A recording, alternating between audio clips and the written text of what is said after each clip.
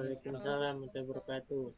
Terhormat Bapak Rektor Universitas Mamulang, Bapak Dr. Dayat Hidayat MM, dan yang terhormat Bapak Dr. Jaman, Wakil Satu Universitas Mamulang, juga para pejabat lainnya yang mohon maaf tidak saya dan satu teman-teman panitia, teman-teman mahasiswa, dan tentunya seminar ini kita lakukan dengan secara daring karena kondisi yang tidak bukan kita melakukan secara terbuka. Pak Rektor dan semua, khususnya kepada narasumber kita, tanggal beliau adalah ketua program studi pasca sarjana yang mengikuti IPB, yang pada hari ini beliau sudah bergabung dengan kita. Selamat pagi, Prof. Terima kasih atas kehadirannya. Untuk selanjutnya, saya mohon izin atas nama panitia dan atas nama Prodi melaporkan seminar daring ini khususnya kepada Bapak Rektor dan jajarannya, bahwa seminar kali ini mengambil tema adalah implementasi Big Data di era revolusi 4.0 dalam dunia pendidikan. Dalam seminar ini kami menampilkan narasumber. Satu adalah Profesor Imas Kaisis Tanggal dari IPB, dan yang kedua adalah pembicara kedua adalah Bapak Aris Saifuddin, STM-Kom. Beliau adalah dosen Pamulang. Adapun peserta yang hadir, Pak Rektor, bahwa jumlah mahasiswa yang hadir yang mendaftar dalam seminar ini adalah sebanyak 2.000 mahasiswa, dan teman-teman mahasiswa berasal dari semester 2 dan 3. Kami berharap khususnya kepada Pak Rektor dalam kesempatan ini mohon untuk bisa memberikan pengarahan dan sambutannya, dan juga bisa membuka acara seminar ini dengan jika ada kekurangan dan kesalahan dalam pelaksanaan ini, dalam seminar ini, kami atas nama Prodi dan panitia mohon maaf, dan semoga dalam saat ini mendapat kelancaran. Terima kasih. Wassalamualaikum warahmatullahi wabarakatuh. Waalaikumsalam warahmatullahi wabarakatuh. Terima kasih kepada Bapak Dr. Insinyur Sewa KMM atas sambutannya. Selamat bergabung untuk Pak Warek 4, Bapak Wildan. Sambutan yang terakhir, selanjutnya pembuka jalannya webinar Teknik Informatika pada hari ini akan disampaikan langsung oleh Rektor Universitas Pamulang, Bapak Dr. Haji Dayat Hidayat MM. Kepadanya dipersilakan. Bismillahirrahmanirrahim. Assalamualaikum warahmatullahi wabarakatuh. Waalaikumsalam warahmatullahi wabarakatuh. Allahumma shalli ala sayyidina Muhammadin wa ala alihi wa barik. Yang mulia dan dirahmati oleh Allah, Profesor Dr. Imas Sukaisi Sitanggang, para wakil rektor, Pak Kaprodi, panitia webinar, dan para narasumber serta peserta webinar yang dimuliakan dan dirahmati oleh Allah Subhanahu wa taala. Alhamdulillah, kita bersyukur kepada Allah Subhanahu wa taala di pagi ini kita masih diberikan izin oleh Allah Subhanahu wa taala, diberi kesempatan untuk silaturahim via webinar. Dan silaturahim kita dalam rangka thalabul ilmi, yaitu silaturahim yang sangat mulia di hadapan Allah SWT. Oleh karena itu, kepada semua para peserta, kepada rekan-rekan panitia, Bapak Kaprodi dan para dekan serta para narasumber, saya ucapkan terima kasih dan tentu bersyukur pada Allah Subhanahu wa taala. Kemudian saya juga merasa bahagia, gembira karena narasumber di pagi ini salah satu di antaranya adalah Ibu Prof. Esi dari Bu Imas dari IPB. Kenapa saya sampaikan ini namanya itu nama Sunda separuh, Imas Sukaisi. Ini biasanya ini dari Jawa Barat, tapi di belakangnya ada si tanggangnya. Rupanya sudah perpaduan ini. Alhamdulillah, ini Prof. Imas, kami ucapkan terima kasih, ini keistimewaan yang pertama. Kemudian keistimewaan yang kedua, Universitas Pamulang, saya ingin sampaikan sedikit kepada Ibu Prof. Imas bahwa Universitas Pamulang ini relatif masih belia.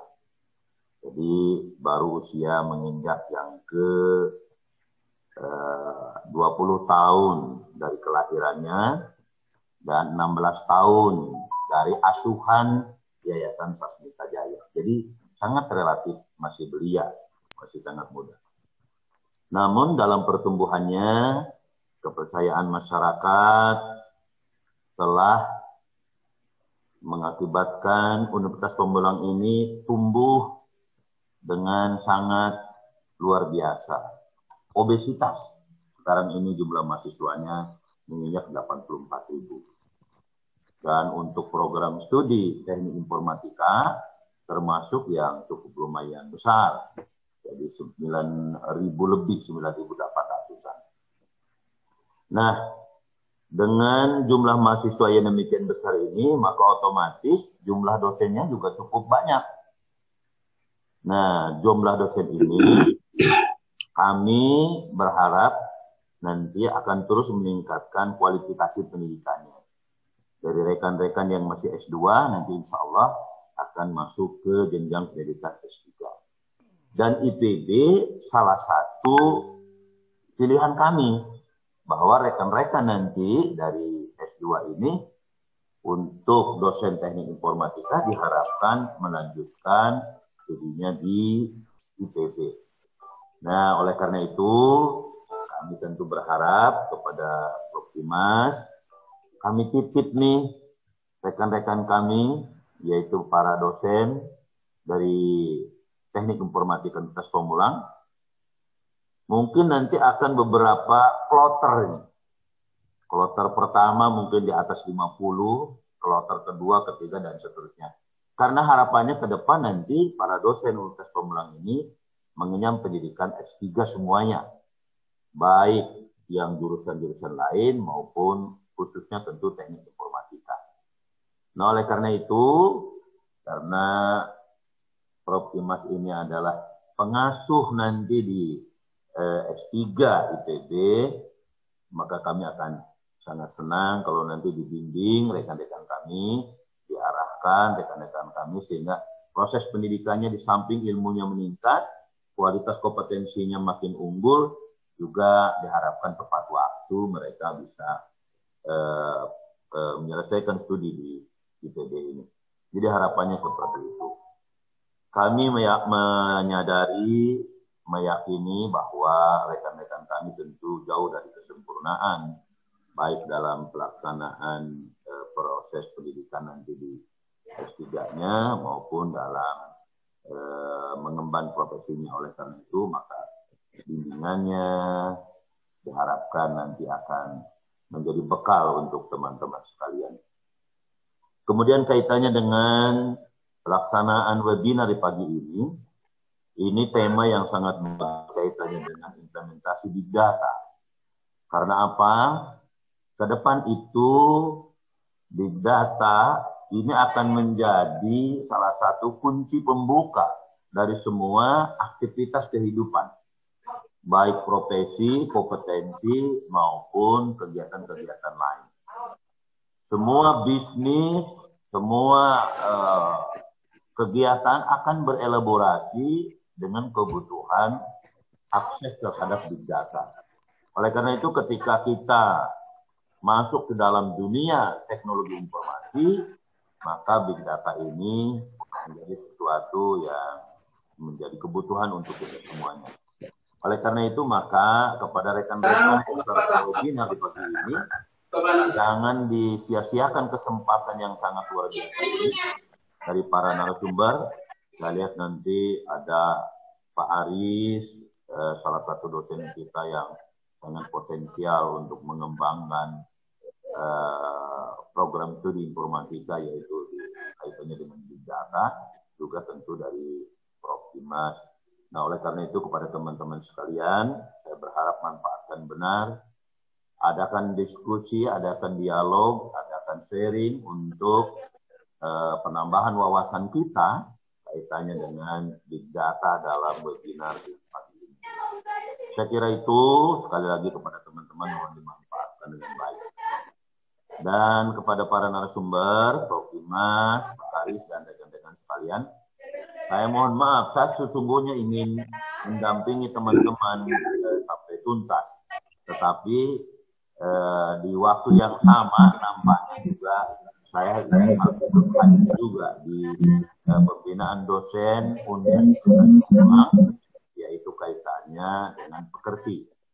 Jadi mohon maaf kepada Prof. Dimas bahwa saya sesungguhnya ingin mengikuti, tetapi karena ini juga kaitannya dengan peningkatan kualitas dosen di Universitas Pamulang, yaitu penyelenggaraan pekerti yang biasa kami rutin laksanakan untuk setiap awal semester, pembekalan kepada para dosen, mengingatkan kemampuan mengajar dan sebagainya, sehingga nanti saya mohon pamit, jadi tidak bisa sampai selesai. Saya itu dengan mengucap Bismillahirrahmanirrahim dan bermohon keberkahan kepada Allah Subhanahu wa taala, kelancaran pelaksanaan webinar di pagi ini. Secara resmi, webinar Teknik Informatika saya nyatakan dibuka. Selamat mengikuti. Terima kasih. Assalamualaikum warahmatullahi wabarakatuh. Waalaikumsalam warahmatullahi wabarakatuh. Terima kasih kepada Bapak Dr. Haji Dayat Hidayat MM atas sambutannya. Sekaligus membuka acara webinar pada hari ini. Selanjutnya kita akan masuk ke sesi foto bersama. Kepada para peserta live Zoom untuk mengaktifkan kamera videonya dan menonaktifkan audionya. Baik, mohon panitia dibantu untuk proses fotonya.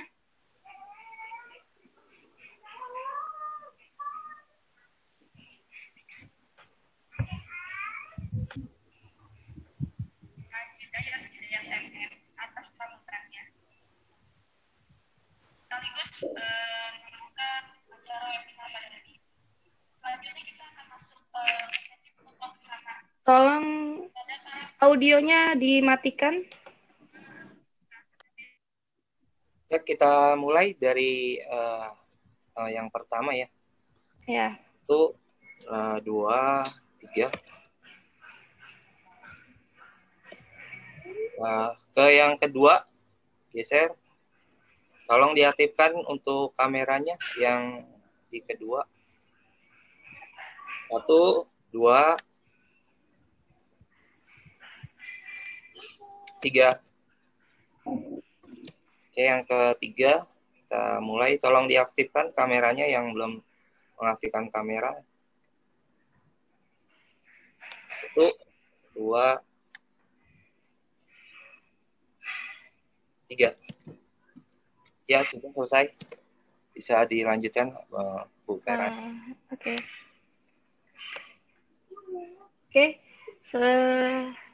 Sebelum masuk kepada acara inti, saya akan kembali mengingatkan kepada para peserta di Zoom untuk menonaktifkan audionya selama narasumber sedang memaparkan materinya. Dan jika ada yang ingin bertanya, akan dialokasikan setelah narasumber memaparkan materinya. Baiklah, langsung saja saya undang moderator kita pada hari ini, yaitu Bapak Ahmad Udin Zailani, Eskom Mkom. Untuk itu, acara sepenuhnya saya serahkan kepada beliau. Ya. Terima kasih, saudara moderator, Bu Feryani, ya, atas waktunya. Baik, sebelumnya, Assalamualaikum warahmatullahi wabarakatuh. Waalaikumsalam warahmatullahi wabarakatuh. Yang terhormat Bapak Rektor Universitas Pamulang, Bapak Warek 1, Bapak Warek 3, Dekan Teknik dan Kaprodi Teknik Informatika. Bismillahirrahmanirrahim. Allahumma sholli ala Sayyidina Muhammad wa ala ali Sayyidina Muhammad. Puji syukur kehadirat Allah Subhanahu wa taala. Alhamdulillah di pagi hari ini kita dapat mengadakan webinar.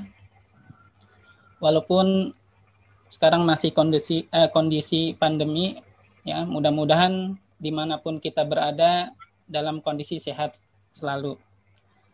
Baik, izinkan saya Ahmad Udin Jailani akan memandu acara webinar pada pagi hari ini. Alhamdulillah, kita sudah kedatangan dua narasumber kita. Yang pertama, Prof. Imas Sukaisi Sitanggang. Assalamualaikum, Prof. Imas. Waalaikumsalam, Pak. Sehat ya, Bu ya? Alhamdulillah. Dan yang kedua, Bapak Aris Saifuddin, STMkom. Pak Aris, sehat? Ya, sehat. Iya. Baik, sebelum kita masuk ke acara webinar, saya akan membacakan profil dari kedua narasumber kita pada pagi hari ini. Yang pertama, Prof. Dr. Imas Sukaisi Sitanggang, SSI Mkom. Beliau S1 di IPB untuk matematika, kemudian S2 di UGM untuk ilmu komputer, dan S3 beliau di University Putra Malaysia. Kemudian beliau termasuk ketua program studi S3 Pasca Sarjana IPB sampai sekarang. Dan beliau di sini banyak sekali record atau penghargaan yang diterima. Yang terbaru adalah pemenang kedua kategori penelitian paling bermanfaat Seminar Riset Kolaborasi Indonesia, Program Penelitian Kolaborasi Indonesia IPB di 2021 ini. Kemudian beliau juga aktif di kegiatan penelitian, ya. Kemudian beliau untuk sistem informasi Kartahula atau hutan, ya, untuk hutan. Pada kesempatan kali ini nanti beliau akan sharing knowledge tentang data mining. Mudah-mudahan nanti kita dapat menimba ilmu dari beliau. Kemudian yang kedua narasumber kita yaitu Pak Aris Saifuddin. Beliau S1-nya di Mercu Buana, kemudian S2-nya di STIMIK RSA, dan sekarang beliau sedang S3, tinggal ujian sidang di Binus University. Beliau pun akan bicara tentang data mining. Baik, mungkin itu sekilas profil daripada kedua narasumber kita. Kita langsung saja.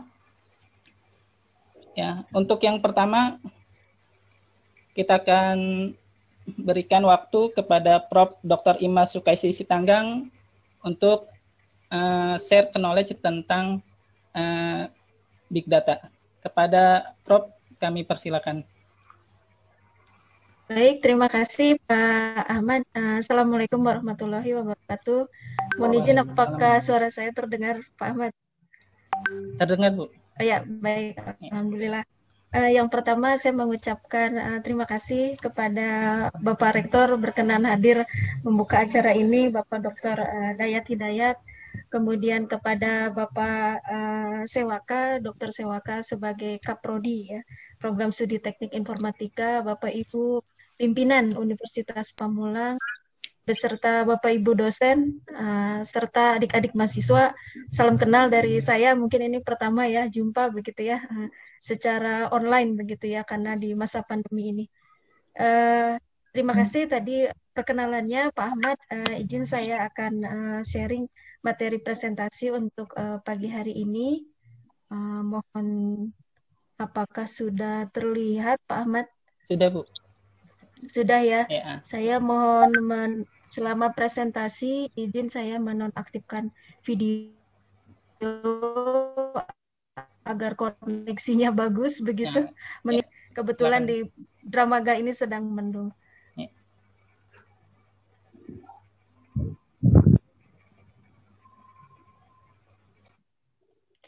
Baik Bapak Ibu, seperti disampaikan oleh Pak Ahmad, pagi hari ini kita akan sama-sama berdiskusi ya terkait dengan implementasi Big Data di dunia pendidikan. Ini tema yang disampaikan kepada saya. Sebetulnya riset saya tidak begitu banyak terkait dengan menambang atau menganalisis data pendidikan, tapi beberapa pekerjaan kami lakukan di bidang ini.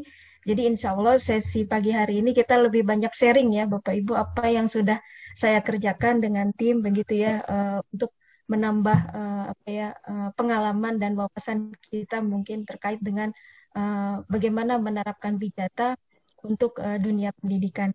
Saya dari Departemen Ilmu Komputer, kami ada di Fakultas Matematika dan Ilmu Pengetahuan Alam ya di IPB. Kantor kami itu adanya di Dramaga ya, di IPB Dramaga.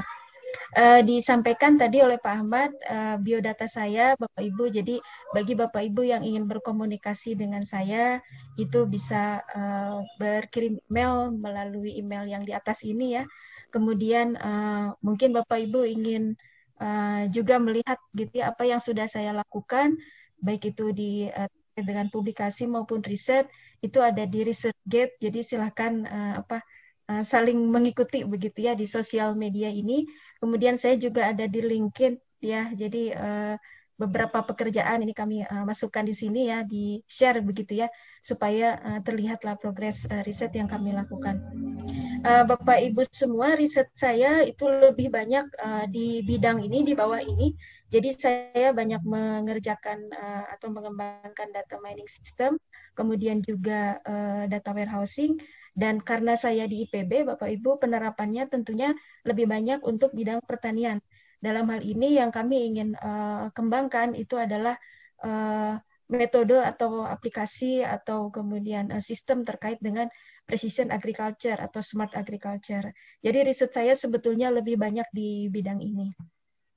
Ini beberapa riset yang sedang saya kerjakan, jadi ongoing riset ya Bapak Ibu. Ini terkait dengan pertanian seperti itu. Yang pertama adalah kami sedang mengembangkan aplikasi patroli terpadu Karhutla, tadi seperti disampaikan oleh Pak Ahmad. Ini nanti akan kami terapkan dan sudah diterapkan. Jadi ini masih terus berjalan untuk wilayah Sumatera. Sehingga nanti para namanya Fry Brigade ya atau Manggala Agni yang bertugas di lapangan itu dapat dengan mudah merecord data di lapangan sehingga nanti datanya bisa sampai pada saat yang sama pada level manajerial. Ini sedang kami kerjakan, kami didanai oleh Rispro ya Bapak Ibu.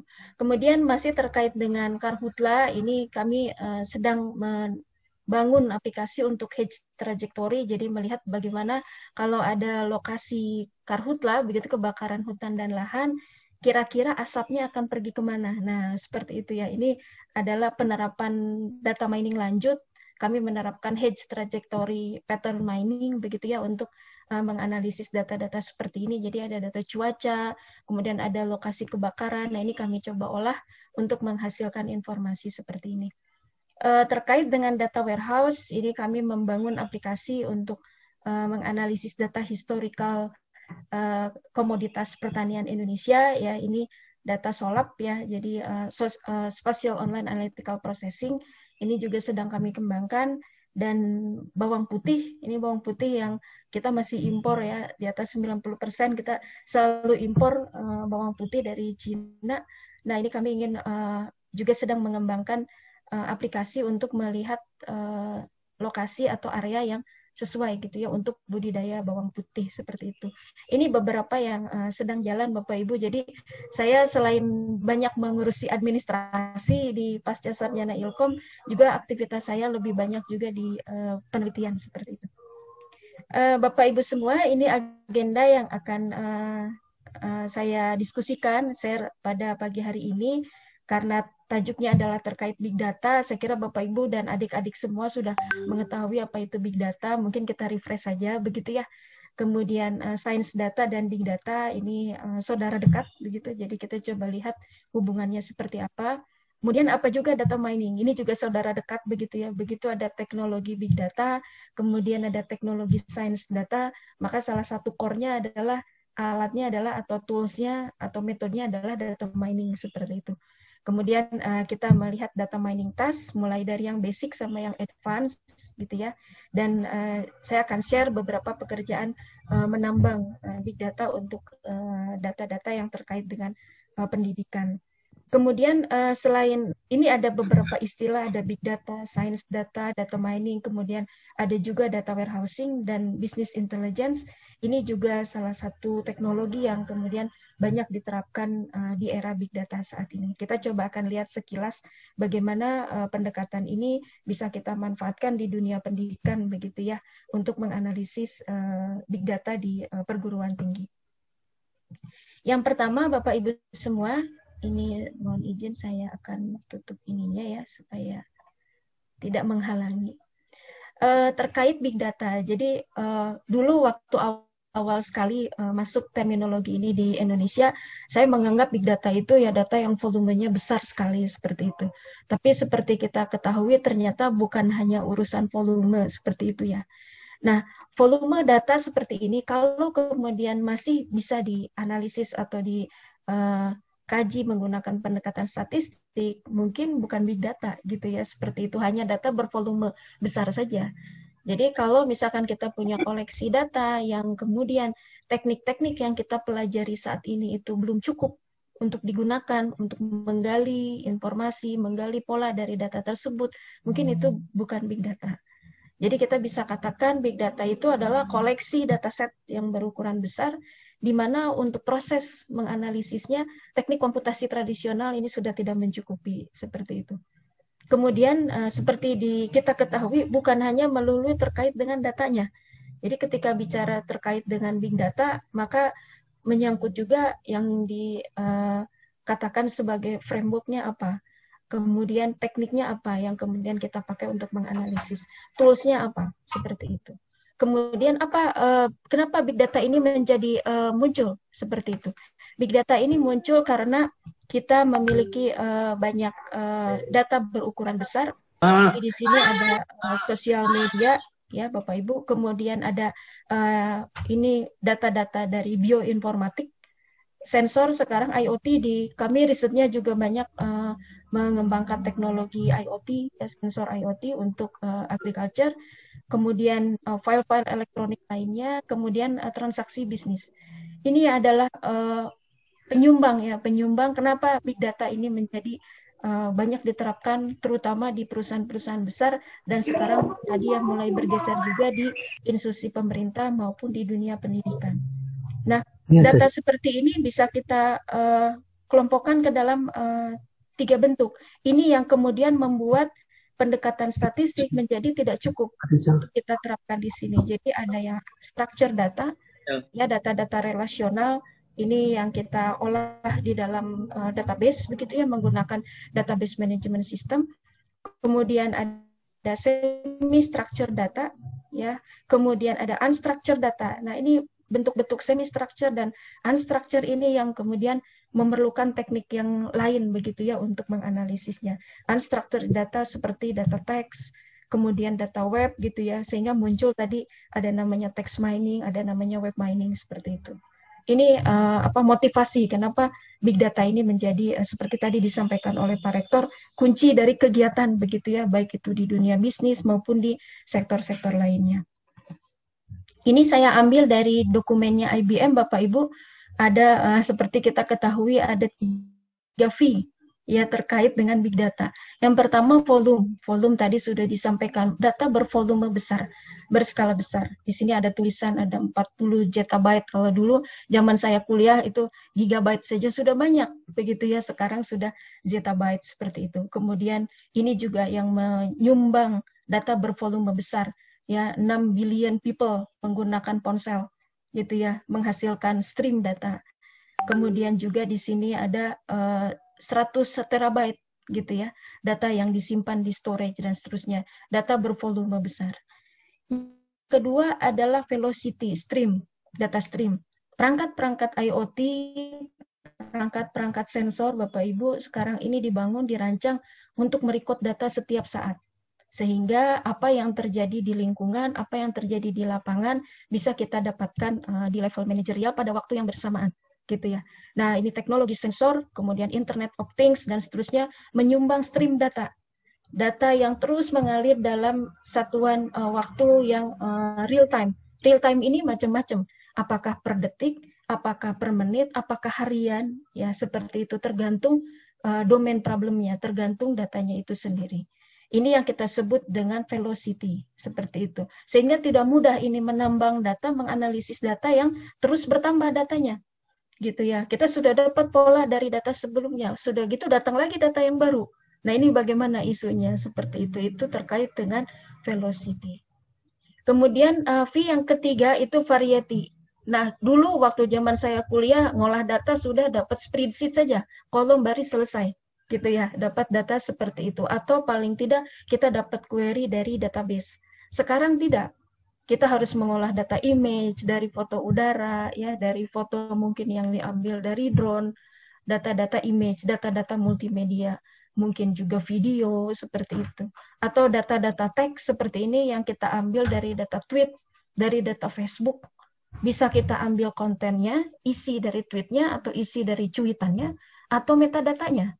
Begitu ya, seperti itu. Nah, ini bukan jadi kolom baris lagi Bapak Ibu. Bukan data dalam bentuk relasional lagi seperti itu. Atau mungkin bentuk-bentuk katalog. Ya, kita ingin mengamati pengunjung website kita. Nah, itu bukan kolom baris lagi. Jadi format data ini menjadi sangat kompleks saat ini sehingga metode-metode sederhana sudah tidak bisa langsung kita terapkan. Itu yang kita sebut dengan variety.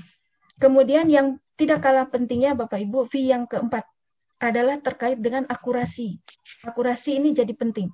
Intinya adalah kita tidak ingin menganalisis data yang akurasinya rendah karena informasi yang dihasilkan juga kita tidak percaya. Nah, aspek trust ini atau kepercayaan ini bukan hanya dari informasi yang kita peroleh dari hasil analisis, tetapi dari data itu sendiri. Apakah perusahaan, apakah perguruan tinggi percaya kepada data yang mau kita olah gitu ya. Jadi itu aspek veracity. Jadi ada 2 poin penting dalam veracity ini adalah akurasi dan trust. Sebagaimana saya percaya untuk menerapkan atau untuk menggunakan data saya untuk kebutuhan analisis.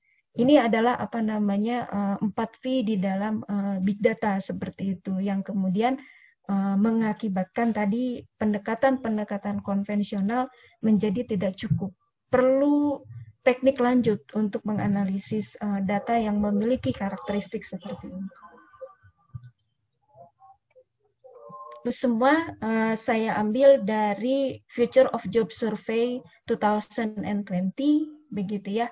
Jadi di sini kita bisa melihat di posisinya big data itu ada di mana.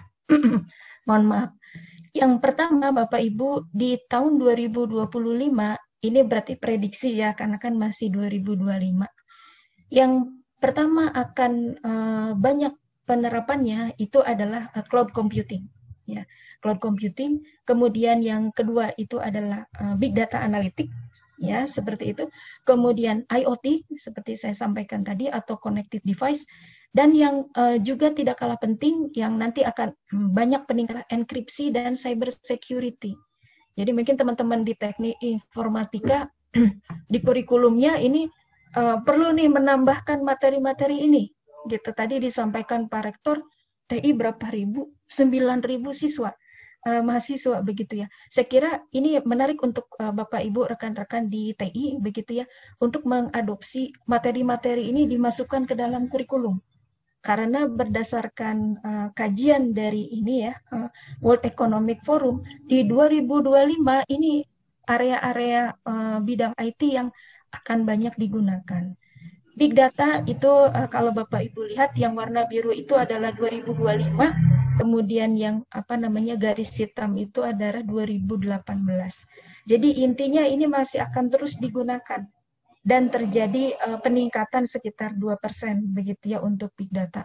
Yang meningkat cepat itu adalah cloud computing, kemudian enkripsi. Ini kita lihat ini selisihnya ya. Jadi yang ada garis luar grey-nya itu atau apa ya? Ini difference-nya ini lumayan besar. Nah, ini apalagi yang ini nih enkripsi. Ini akan banyak sekali peningkatannya diprediksi di 2025 sampai 29%. Ini jadi menarik Bapak Ibu meninjau kembali kurikulum begitu ya di program studi ya, betul ya. Fakultas Teknik Informatika ya di Universitas Pamulang. Kemudian, nah, bagaimana terkait dengan job demand? Nah, ini adik-adik mahasiswa ada di sini ya. Nah, nanti sudah lulus mau jadi apa? Ya, nah ini dari dokumen yang sama, ya, World Economic Forum, saya ambil dari dokumen ini. Nanti Bapak Ibu bisa mendownload PDF-nya ya, ada tersedia di internet. Yang di 2025 itu job yang akan bertambah kebutuhannya. Yang pertama adalah data scientist dan data analyst gitu ya. Jadi ini juga mungkin jadi acuan nih Bapak Ibu di TI ya. Ini harus diperkuat nih kompetensi ini karena gitu ya, kebutuhan data scientist akan meningkat nih. Terus juga AI machine learning. Ya, kemudian ada big data spesialis. Nah, ini nomor 3 karena hari ini kita membahas tentang big data. Jadi big data itu nomor 3 Bapak Ibu. Termasuk yang pekerjaan yang pennya nanti akan tinggi. Nah, berikutnya yang lain-lain, IoT nomor 10 dan seterusnya. Nah, pekerjaan administratif itu nanti akan menurun yang di bawah ini. Ini pekerjaan-pekerjaan yang akan menurun di 2005 seperti itu. Bagaimana di Indonesia? Di Indonesia big data itu diprediksi menjadi nomor 2. Ya, kebutuhan nomor 2. Yang pertama itu dipegang oleh data analytics dan data scientist. Gitu ya. Nah, ini orang-orang yang memahami betul teknik-teknik data mining, itu ya data scientist. Jadi demand pertama ini di Indonesia. Nomor 2 adalah big data. Nah, silakan nih adik-adik TI ini, yang mana nih yang mau diperdalam, yang mau dipegang gitu ya, supaya tadi kita bisa mengisi ini nanti permintaan ini ya, seperti itu. Nah, kemudian di dunia pendidikan seperti apa? Nih Bapak Ibu mungkin karena Universitas Pamulang banyak sekali mahasiswanya begitu ya. Jadi betul ini teknologi big data saya kira sangat potensial diterapkan di Universitas Pamulang begitu ya, dengan makin besarnya proses bisnis akademik yang berlangsung di sana. Ini saya ambil dari dokumen yang sama Bapak Ibu. Jadi kita lihat terkait dengan big data analitik di bidang pendidikan, ini diprediksi di 2025 itu sekitar 95% begitu ya. Jadi ini hasil survei ya secara global Bapak Ibu. Tentunya dengan metode survei tertentu nanti Bapak Ibu bisa mengkaji lebih lanjut di sini.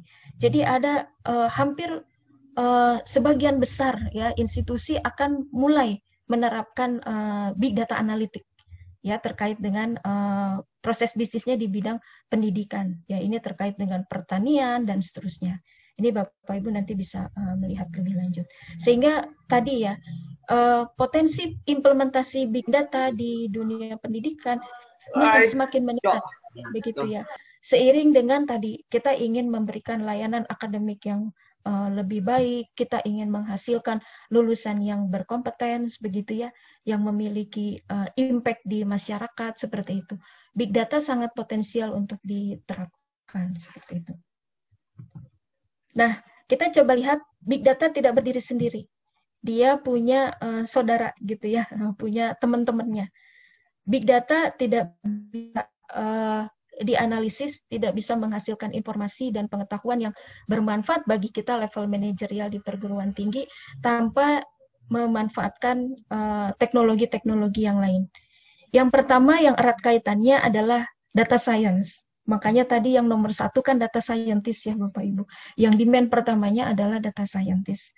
Yang kedua adalah artificial intelligence. Ya, tadi seperti saya sampaikan, perangkat-perangkat mobile, IoT, sensor, segala macam, itu adalah salah satu penyumbang kenapa teknologi big data perlu. Dan AI ini adalah alat untuk menganalisisnya. Begitu ya. Di dalam data science, ada apa saja? Di paling dalam ada data mining. Yang saya dan nanti ada Pak Aris ya juga akan share. Mungkin Pak Aris nanti bisa, saya juga bisa bertukar sharing dengan Pak Aris juga terkait dengan data mining. Nah, sebelum data mining di dalam data science itu ada namanya data analysis. Jadi data analysis ini adalah proses ya untuk inspecting, kemudian juga untuk cleansing, untuk mentransform, memodelkan data. Gitu ya. Jadi kalau adik-adik nih yang mau jadi data scientist, wah matematikanya harus kuat. Begitu ya, seperti itu. Karena dia harus bisa ini, melakukan data analisis. Kemudian data analitik. Nah, ini beda nih. Ini sis, ini tik gitu ya. Kalau data analitik, kemampuan kita melihat pola global dari data, menginterpretasikan data, mengkomunikasikan data kepada pengguna dengan mudah. Pengguna bisa dengan mudah memahami apa data kita itu, menceritakan tentang apa. Itu adalah kemampuan data analitik. Dua kompetensi ini harus dimiliki oleh calon data scientist. Ya, kompetensi apa lagi? Wah, tentunya programming, ya, algoritma, ya, seperti itu. Terus ada lagi di sini insight from big data, seperti itu. Jadi database tentunya perlu dikuasai dan seterusnya. Ini yang menjadi kelebihan kita di informatika dan ilmu komputer. Karena kita bukan hanya diperkuat dengan statistik yang diperlukan di dalam data science, tetapi juga diperkuat dengan kemampuan programming, algoritma, database, dan seterusnya yang menjadi kebutuhan penting menjadi data scientist. Data mining adalah core, ya, inti dari data science. Kita akan lihat setelah ini apa saja begitu ya yang bisa kita terapkan terkait dengan teknik data mining untuk menganalisis data di bidang pendidikan. Ini adalah artificial intelligence. Di dalamnya ada machine learning. Machine learning ini banyak sekali kita terapkan di dalam data science. Jadi adik-adik yang mau menjadi data scientist, ya, kemudian juga menjadi big data spesialis, ya, ini dikuasai. Terus machine learning juga dikuasai. Karena untuk menggali pattern dari big data tersebut, machine learning menjadi banyak sekali diterapkan. Seperti itu ya adik-adik semua. Dan sekarang yang sedang banyak sekali diterapkan adalah deep learning. Ya, ini adalah bagian dari machine learning. Ini banyak kami gunakan di riset-riset kami untuk mengolah foto udara, robotik, dan seterusnya. Seperti itu. Ini adalah dua area, ya, area besar yang kita manfaatkan untuk pengembangan teknologi big data di berbagai bidang. Nah, ini adik-adik semua, saya belum lama ini karena saya suka melihat LinkedIn saya. Nah, ini tanggal 7 Januari ya muncul nih. Ada tawaran pekerjaan. Kalau kita lihat tawaran pekerjaannya apa? Di sini ada data manager, ya. Terus ada data analisis, ya. Terus ada lagi apa? Research analyst. Kemudian ada lagi apa? Data processing. Ada data science. Jadi ini ya sekarang di Indonesia saja sudah banyak yang memerlukan big data analyst, kemudian data scientist itu sudah banyak. Gitu ya, ini contoh-contoh nih adik-adik yang sekarang sedang mengikuti. Jadi belajar dari berbagai sumber ya untuk memiliki kompetensi ini karena ini yang sedang tinggi demand-nya di Indonesia maupun di global. Nah, kita masuk ke salah satu komponen tadi di era big data yaitu data mining. Ya, Kenapa harus data mining? Ya, ini kebetulan karena riset saya banyak di bidang ini. Pada saat saya menerapkan data mining, pertama yang saya amati itu adalah karena adanya data yang bervolume besar. Waktu itu saya masih menambang data-data relasional ya Bapak Ibu, waktu awal-awal sekali di 2006 begitu ya. Tapi kemudian ke sini sudah menambang data-data yang cukup kompleks begitu ya. Salah satu penyumbangnya ini yang saya banyak terapkan itu dari foto-foto udara karena riset saya banyak di bidang pertanian. Kemudian data-data spasial seperti ini ya. Ini satu scene aja bisa satu giga lebih ya Bapak Ibu. Jadi kalau tidak menggunakan sistem otomatis akan merepotkan. Kemudian ini data-data transaksional ya. Kemudian data-data dari LMS, Learning Management System, ini juga menjadi penyumbang data bervolume besar. Kemudian bentuk-bentuk yang lain ya, ini dari sosial media, kemudian dari data-data teks, data web, dan seterusnya seperti itu. Nah, ini sumber data yang banyak ya, dengan menerapkan atau mengembangkan sistem informasi, membuat database management system, kita mendapatkan informasi, Bapak Ibu. Tapi sekarang kebutuhannya tidak berhenti sampai informasi saja. Kita ingin mendapatkan knowledge seperti itu. Dengan mendapatkan knowledge ini, maka kita memerlukan proses learning. Kita belajar dari data seperti itu. Nah, data mining ini adalah satu pendekatan yang banyak kita terapkan untuk mendapatkan knowledge. Jadi bukan mendapatkan informasi seperti itu. Fokus utamanya adalah pola atau yang kita sebut dengan knowledge seperti itu. Gitu ya. Nah, ini sekarang apalagi pada saat pandemi ya, Bapak Ibu. Ini pada saat pandemi ini kita coba lihat di sini semua bekerja di rumah mayoritas, semuanya pakai digital, mode pembayaran ya segala macam itu menggunakan perangkat-perangkat digital, sistem otomasi sekarang banyak diterapkan begitu ya. Ini memicu kita ya untuk lebih banyak menerapkan teknik-teknik data mining untuk menganalisis data seperti ini. Nah, ini belajar dari rumah. Nih, belajar dari rumah, ini adik-adik ya, mulai dari SD sampai mahasiswa di kami IPB ini semester genap nanti kami masih akan tatap muka secara daring ya Bapak Ibu, sehingga banyak sekali volume data berukuran besar yang kita hasilkan, ini menjadi potensial untuk dianalisis ya. Tujuannya apa?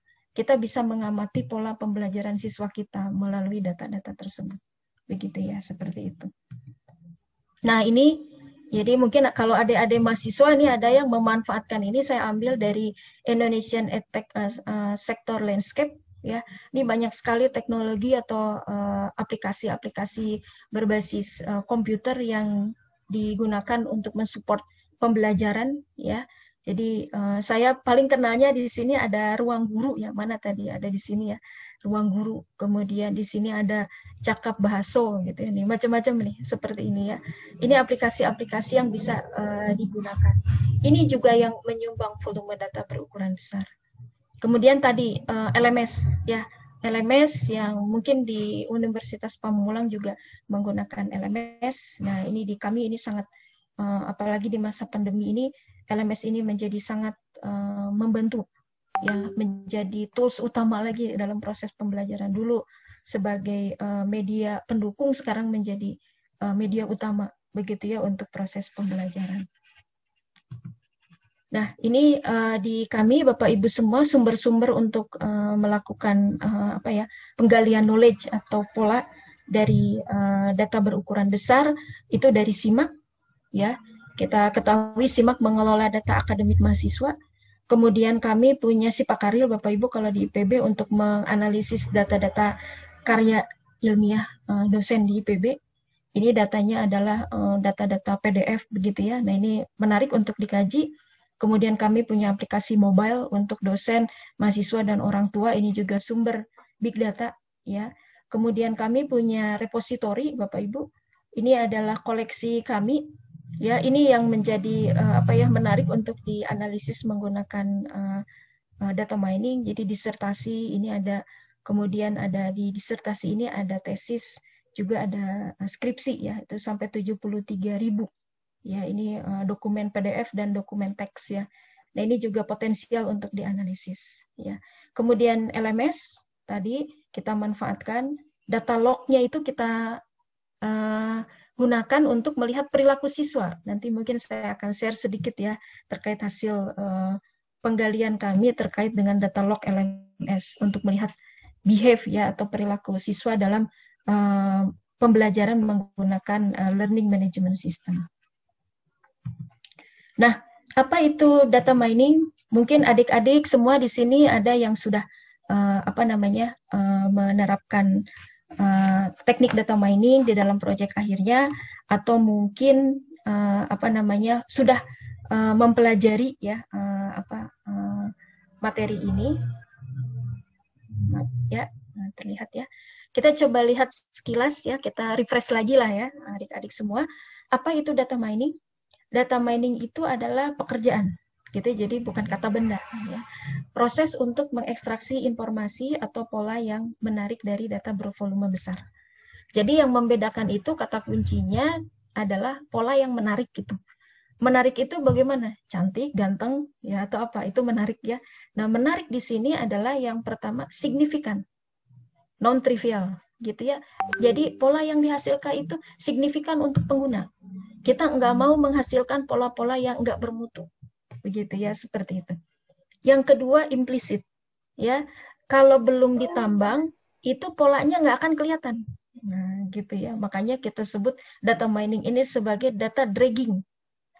Sebelum digali itu nggak kelihatan, ada di sana, tapi kita harus cari-cari dulu, gitu ya, seperti itu. Itu implisit. Kemudian sebelumnya tidak diketahui, previously unknown. Gitu ya, seperti itu. Jadi Bapak Ibu, adik-adik, kalau kita menerapkan teknik data mining, kita misalkan ingin menghasilkan pola tertentu, apapun bentuknya ya, setelah dapat, kalau itu kita sudah evaluasi, kita harus terima. Gitu ya, suka tidak suka, itulah hasil pembelajaran dari data kita. Gitu ya, beda dengan query. Query saya mau mencari mahasiswa dari TI di Universitas Pamulang yang tinggalnya di daerah Tangerang. Udah tahu yang akan keluar adalah mahasiswa yang tinggalnya di Tangerang, gitu ya, seperti itu. Kita udah tahu, gitu ya. Tapi kalau data mining, apapun nanti hasilnya, kalau memang ukuran evaluasinya sudah bagus, kita harus menerima, gitu ya. Kemudian yang terakhir, menarik itu adalah yang potensial untuk digunakan. Ini kurang lebih sama dengan signifikan tadi, gitu ya. Makanya di tahapan pengembangan data mining system selalu ada fase di atas untuk mengevaluasi pola yang kita hasilkan. Berguna nggak untuk user? Seperti itu. Kalau tidak berguna, tidak perlu, gitu ya, karena user hanya ingin mendapatkan pola yang menarik tadi. Ya, nah ini istilah-istilahnya tadi disebut dragging, itu karena tadi harus digali-gali dulu baru ketemu. Terus ada yang mengatakan istilah lainnya adalah business intelligence. Nah, saya tidak setuju karena business intelligence cakupannya bukan hanya data mining, tapi banyak lagi, gitu ya. Nanti kita coba lihat sekilas ya, seperti itu. Nah, ini untuk menghasilkan pola yang menarik tadi, apa fasenya? Nah, ini yang paling penting ini. Ya, untuk memfilter, untuk mendapatkan interesting pattern ini, maka ada di sini tahapannya. Kita mulai dari awal. Ini adalah sumber-sumber big data kita yang modelnya atau sumbernya bisa macam-macam. Ada spreadsheet, ya, ada data text, ada data web, macam-macam. Kemudian nanti di sini kita lakukan, ini dari sini, ini tidak bisa dicoret-coret ya. Coba, bisa dicoret-coret mestinya. Nah, dari sini sampai sini, ini Bapak, Ibu, dan adik-adik semua, ini adalah tahapan pre-processing, gitu ya, atau pre-processing, gitu ya. Pre-processing atau pra-processing. Dari sini sampai sini, gitu ya. Ini kalau pengalaman saya, ini 60% dari pekerjaan itu saya habiskan dengan mengerjakan ini. Apalagi tadi, variety, format datanya macam-macam, gitu ya. Maka proses integrasi, proses cleaning, itu menjadi pekerjaan yang memerlukan waktu yang banyak, dan teknik yang juga tepat. Kemudian, pada saat kita mengembangkan data mining system, kita bisa membangun data warehouse dulu ataupun enggak. Jadi kalau di sini di ilustrasinya ini dibangun data warehouse dulu atau tidak, langsung kita seleksi seperti ini. Gitu ya. Kemudian output dari pre-processing itu ada namanya task relevant data. Task relevant data ini yang kemudian menjadi dataset input untuk proses data mining, gitu ya. Output dari data mining tadi yang kita bilang, pola yang menarik tadi, yang signifikan, previously known, potensial, useful, dan seterusnya. Itu yang kita sebut dengan pola yang menarik. Kita evaluasi dulu, ya, sehingga output akhirnya adalah knowledge atau pola yang disampaikan kepada pengguna, seperti itu. Ini basic ya Bapak Ibu dan adik-adik semua. Kalau adik-adik nanti akan mengembangkan data mining system itu secara umum tahapan-tahapannya seperti ini. Machine learning fokusnya di mana? Ada di sini, adik-adik semua. Ini machine learning itu ada di proses data mining, ya. Programming database ada di mana? Di programming seluruhnya database ada di sini, gitu ya. Jadi kemampuan itu harus dimiliki oleh adik-adik semua kalau ingin menjadi data scientist. Nah, di sini adik-adik semua di data mining ini banyak teknik yang bisa kita terapkan, yang basic maupun yang advance. Ya, ini beberapa aja nih saya sampaikan. Yang basic adalah clustering, klasifikasi, analisis asosiasi, sama outlier detection. Ini ada di HP, mau dipindahin. Ini yang basic. Ya, Kamu pakai WA aja sih, WA aja sih. Iya, tahu. Ada yang ini ya. Ada yang diskusi, nanti diskusinya setelah ini insya Allah. Ya, ini yang basic adik-adik semua ya. Nah, yang basic ini kemudian menghasilkan yang teknik lanjutan. Nah, dari pengalaman saya, kenapa teknik lanjutan ini muncul? Karena datanya menjadi lebih kompleks. Di dalam association rule mining di sini kita punya data transaksional. Tapi begitu datanya sekuensial, maka association analyze dikembangkan menjadi sequential pattern mining, gitu ya. Jadi ini pengembangan seperti ini. Kemudian ada spatiotemporal data mining, data spatiotemporal, data time series, data spasial seperti itu. Nah, memicu pengembangan teknik-teknik dasar ini, baik itu cluster, klasifikasi, asosiasi, outlier detection, tapi algoritmenya harus kita modifikasi dulu karena datanya sudah lebih kompleks. Data raster, kemudian data vektor, nah itu sudah lebih kompleks lagi datanya. Kemudian bagaimana dengan text mining? Teknik-teknik di atas semua bisa kita terapkan untuk data teks. Tetapi pasti ada proses tambahan, gitu ya, karena datanya adalah datanya relasional, kolom baris ya Bapak Ibu. Nah, begitu datanya adalah data web, maka muncullah adalah web mining seperti itu. Nah, kalau saya sekarang trajektori pattern mining, data yang bergerak terus.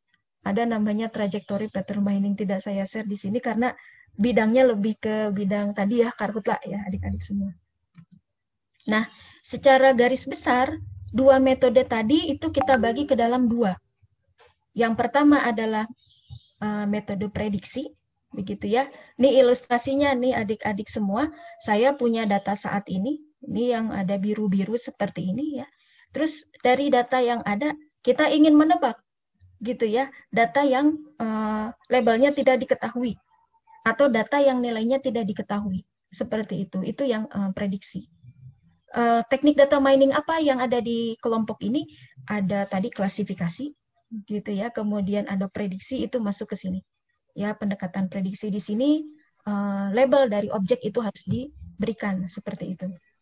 Kemudian yang kedua adalah kelompok deskriptif. Metode deskriptif. Ya, ini metode deskriptif lebih utama saya punya data ini berukuran besar, kita ingin mengamati pola umumnya apa sih dari data yang saya punya. Gitu ya. Nah, yang paling sering kita terapkan adalah clustering. Nah, clustering ini adalah salah satu pendekatan dalam descriptive method. Atau kita mau lihat trajektori, tadi yang riset-riset saya itu trajektori, gitu ya. Atau mau melihat anomali atau outlier, seperti itu. Ini adalah termasuk ke dalam metode deskriptif, seperti itu. Nah, ini clustering ya, adik-adik semua. Prinsip kerjanya apa? Prinsip kerjanya sederhana sebetulnya. Saya punya dataset ya. Contoh misalkan saya ingin membuat segmentasi siswa begitu ya, berdasarkan kinerja akademiknya seperti ini ya. Kemudian kita juga ingin lihat dari perilaku belajarnya ya, seperti itu. Maka pendekatannya saya kumpulkan ini atribut-atributnya dari data akademik, kemudian dari metadata New LMS misalkan seperti itu. Kemudian kita buat klaster dari siswa berdasarkan karakteristik tersebut. Nah, prinsip dari clustering ini adalah ini yang di atas, ya, bahwa objek di dalam cluster itu harus mirip karakteristiknya, gitu ya. Sedangkan objek yang berbeda cluster harus tidak mirip, seperti itu. Maka prinsip itu yang kemudian digunakan untuk algoritma dalam memisahkan objek masuk ke cluster tertentu. Jadi formula-formula dalam clustering itu umumnya diturunkan dari prinsip ini. Jadi memaksimumkan kemiripan intrakelas dan meminimumkan kemiripan interkelas, atau lebih tepatnya intercluster seperti ini. Nah, ini termasuk ke dalam descriptive method, tidak diperlukan label di sini ya adik-adik semua. Malah saya menggunakan pendekatan ini untuk mencari label dari data. Jadi setelah dikelompokkan, saya kasih label itu, si kelompok tadi, seperti itu. Nah, ini ilustrasinya mungkin ya. Jadi saya dapat dari sini, nanti coba adik-adik yang tertarik bisa nge-download papernya. Ya, ini ada siswa nih, dengan karakteristik yang macam-macam ya. Belajarnya ada yang mungkin belajarnya sistem kebut semalam gitu ya. Ada yang belajarnya harus ngedengerin dosen aja. Nah, ini ada mahasiswa saya, Bu, saya luring tapi pengennya ngedengerin Ibu gitu, nggak mau cuman baca. Nah, itu macam-macam cara belajarnya. Nah, kemudian ini kita coba analisis berdasarkan gaya belajarnya, gitu ya. Kemudian kita terapkan pendekatan klaster. Nah, dapatlah 4 kelompok ini, gitu ya, 4 kelompok ini. Ini kemiripannya ditandai dengan warna. Warna yang kurang lebih sama. Nih adik-adik semua yang di atas. Yang merah, pink gitu ya. Ini yang warnanya sama, mirip. Kemiripannya di sini berdasarkan warna. Gitu ya, seperti itu. Ini yang kelompok kedua banyakan nih. Ya, seperti ini. Ini yang kelompok ketiga, ini kelompok keempat ini sedikit. Gitu ya, seperti ini. Cuman sedikit ini. Ya, ini hasil pengklasterannya. Jadi kita perlu karakteristik dari objek ini untuk mengelompokkan. Di ilustrasi ini karakteristik style learning-nya itu, gaya belajarnya seperti apa, begitu ya. Nah, kemudian klasifikasi. Teknik dasar klasifikasi seperti apa? Contoh yang paling sederhana, kita ingin memprediksi, ini adik-adik yang di tingkat 1, kira-kira mahasiswa seperti apa yang kemudian nanti di tingkat 2 akan DO. Nah, gitu. Kalau seperti ini, maka teknik yang pas diterapkan adalah teknik klasifikasi. Gitu ya. Di sini kita mencari model. Model itu adalah, kalau dibilang fungsi sederhana gitu ya, fx sama dengan y. Ya, y itu adalah labelnya, x itu adalah karakteristik dari siswanya. Y-nya itu adalah DO tidak DO di tingkat 2, begitu ya. Sedangkan X-nya itu apakah saya ambil dari data akademik di tingkat 1, apakah saya ambil juga dari biodatanya, berasal dari keluarga seperti apa, dari orang tuanya bekerja apa, dan seterusnya. Itu si X-nya. Gitu ya, dari si variabel-variabel X1, X2, dan seterusnya itu, kita bikin fungsi, kita bikin model. Untuk menerka nanti kalau ada siswa baru, oh mahasiswa ini akan DO di tingkat 2, mahasiswa ini tidak DO di tingkat 2. DO tidak DO itu adalah labelnya tadi. Seperti itu. Itu adalah pendekatan klasifikasi, seperti itu. Jadi yang sering kita lakukan adalah kita memanfaatkan data historical, kita harus memiliki label dari data, mana mahasiswa DO, mana mahasiswa tidak DO, kemudian kita melakukan proses learning untuk membuat modelnya. Sebelum dipakai, kita evaluasi. Karena tadi dibilang, oh saya maunya interesting pattern, pola yang menarik, maka perlu dievaluasi dulu. Gitu ya. Maka setelah dievaluasi, kalau hasilnya accepted, diterima, maka kita terapkan. Terapkannya gimana? Oh, ada data baru masuk, ya siswa baru. Ya, ada karakteristiknya. Nah, kita coba inputkan ke dalam model, model akan menerka, oh nanti dia DO di tingkat 2, seperti itu. Gitu ya, ilustrasi sederhana dari teknik klasifikasi. Asosiasi, ini juga salah satu yang banyak kami gunakan, ya adik-adik semua. Kalau adik-adik belajar data mining, asosiasi ini mesti ilustrasinya adalah kalau customer beli Pampers, maka dia beli susu bubuk. Nah, gitu. Mesti gitu contohnya, ya seperti itu. Jadi asosiasi ini adalah termasuk ke dalam descriptive method. Nah, apa yang ingin kita lihat adalah pola kemunculan bersamaan dari kejadian di dalam dataset. Gitu ya, datasetnya lebih tepat kita katakan sebagai data transaksional. Di dunia pendidikan, di mana ini bisa kita terapkan? Yang sering kami gunakan itu adalah data transaksi di library, nah, di perpustakaan. Kemudian kita bisa membuat rekomendasi buku kepada pengguna. Ini pendekatannya menggunakan association rule mining. Begitu ya. Tujuannya tadi, kita mengamati buku-buku yang sering dipinjam oleh mahasiswa. Nanti kalau adik-adik masuk ke Google Scholar saya, itu ada paper-paper terkait itu, nanti bisa dilihat ya. Kalau ada yang tertarik bisa di-download, dibaca seperti itu ya. Kita menambang data-data transaksi di perpustakaan untuk melihat cara atau perilaku mahasiswa dalam membaca buku seperti itu. Pendekatannya, data transaksionalnya kita ambil, ya. Kemudian contohnya misalkan ini, kalau siswa pinjam buku kemudian saksi yang sama dia juga meminjam buku desain algoritma, maka dia juga di transaksi yang sama meminjam buku Python, misalkan seperti itu. Ini berlangsung di transaksi yang sama, bukan urutan. Itu berarti sequential pattern mining. Jadi ini di transaksi yang sama ya, adik-adik, seperti itu. Nah, yang perlu dicermati ini bukan sebab akibat. Kalau mahasiswa minjem ini dan minjem ini, maka dia minjem ini, bukan. Jadi ini lebih kepada hubungan kemunculan bersamaan. Begitu ya, kejadian atau item di dalam sebuah transaksional dataset, seperti itu. Nah, ini mungkin kalau adik-adik suka melihat Amazon nyari-nyari buku, ya. Ada nih rekomendasi di sini. Jadi di sini ada saya mencari misalkan buku terkait dengan vegetasi ya, untuk data remote sensing, dapat ya ini bukunya seperti ini. Nah, di bawah ada nih rekomendasi. Jadi customer yang membeli buku data mining for vegetation ini juga membeli buku-buku ini. Ada hyperspectral index ya, kemudian hyperspectral imaging dan seterusnya. Nah, ini ilustrasi bagaimana pendekatan asosiasi diterapkan seperti itu ya. Ini adik-adik bisa coba lihat, atau kalau yang perempuan, ibu-ibu seperti saya di e-commerce ya, di bawah kan suka ada customer yang beli ini juga membeli ilustrasi penerapan dari association rule mining. Kemudian outlier.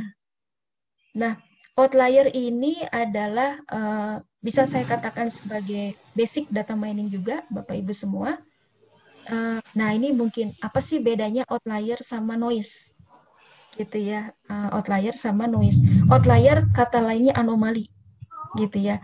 Kalau noise itu error, ya, error. Jadi kalau saya ngukur data gitu ya, katakanlah menggunakan alat tertentu, sensor rusak sensornya, datanya harusnya 0 sampai 10, tiba-tiba jadi minus 100. Nah, itu adalah error. Alatnya rusak.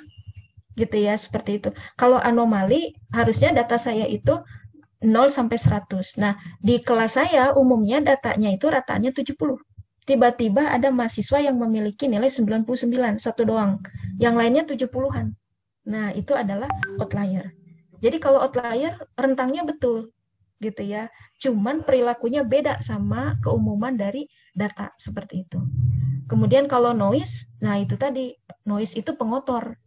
Jadi harus kita remove dulu itu noise-nya, atau kita sebut dengan error gitu ya, seperti itu. Noise umumnya kita buang pada saat proses mining gitu ya, karena akan tadi ya, kalau datanya tidak berkualitas, outputnya juga saya nggak percaya gitu ya. Jadi noise umumnya kita buang seperti itu. Nah, ini ilustrasi ini adik-adik semua. Ini adalah data siswa ya, diklasterkan berdasarkan perilaku belajarnya. Ini menggunakan, nah ini mungkin yang udah ngambil data mining ada namanya hierarchical clustering ya. Nah, ini ada salah satu metode untuk mengukur jaraknya menggunakan average linkage distance ya, seperti ini. Nah, ini tinggi dari dendrogram ini adalah menunjukkan kemiripan. Jadi ini tingkat kemiripannya, ini yang biru ini tingkat kemiripannya tinggi ya, apalagi yang ini nih hampir mendekati 100 yang ini. Nah, yang aneh sendiri ini. Nah, ini yang paling ujung, mudah-mudahan coret-coretan saya kelihatan ya. Ini ada 58, nomor ID siswanya 58. Dia tingkat kemiripannya rendah sekali di sekitaran sini. Gitu ya, tingkat similarity-nya itu rendah, 30-an seperti itu. Dibanding dengan yang lain. Ini yang kita sebut dengan outlier. Ini gaya belajar siswa ini beda sendiri. Gitu ya, seperti ini. Mungkin nggak pernah masuk gitu ya, seperti itu ya. Beda dengan teman-temannya yang rajin misalkan seperti itu. Ini beda sendiri. Nah, ini adalah contoh ilustrasi outlier seperti itu. Nah, bagaimana menganalisis outlier? Dari pengalaman saya, adik-adik semua, kita sering menerapkan teknik clustering. Contohnya ini, hierarchical clustering ini. Dengan clustering, kita bisa melihat kalau ada objek yang dia tidak masuk ke cluster manapun, maka kemungkinan besar itu adalah outlier. Gitu ya. Atau begini, kita punya data, kita klasterkan, ada klaster, ya, umumnya klaster-klaster yang lain anggotanya kurang lebih 200-an. Tapi kemudian ada satu klaster isinya cuma 5. Nah, itu. Yang 5 orang itu bisa juga berpotensi menjadi outlier. Kita sebut dengan namanya collective outlier. Nah, itu jenis outlier itu banyak ya. Ada global, ada kolektif gitu ya. Nah, itu nanti adik-adik bisa mempelajari itu. Lanjut, teknik lanjut apa? Ini ada sequential pattern mining. Ini juga kenapa saya sampaikan karena banyak kami terapkan. Salah satunya untuk bidang pendidikan ya adik-adik. Nah, ini adalah pengembangan dari dari association rule mining. Jadi kalau association rule mining datasetnya adalah transaksi, kalau sequence itu adalah dataset sequential. Dataset sequential itu isinya adalah sequence urutan event, gitu seperti itu. Jadi di sini aspek waktu jadi sangat penting. Beda dengan di transaksional, aspek waktunya jadi hilang. Hanya untuk nyiapin datasetnya saja. Kalau di sequence nggak hilang, seperti itu. Nah, tujuannya apa? Kita ingin mendapat pola sequence, yaitu urutan kejadian. Yang menarik itu apa? Menarik itu adalah yang kita sebut dengan minimum support seperti ini. Begitu ya. Nah, ini ilustrasinya.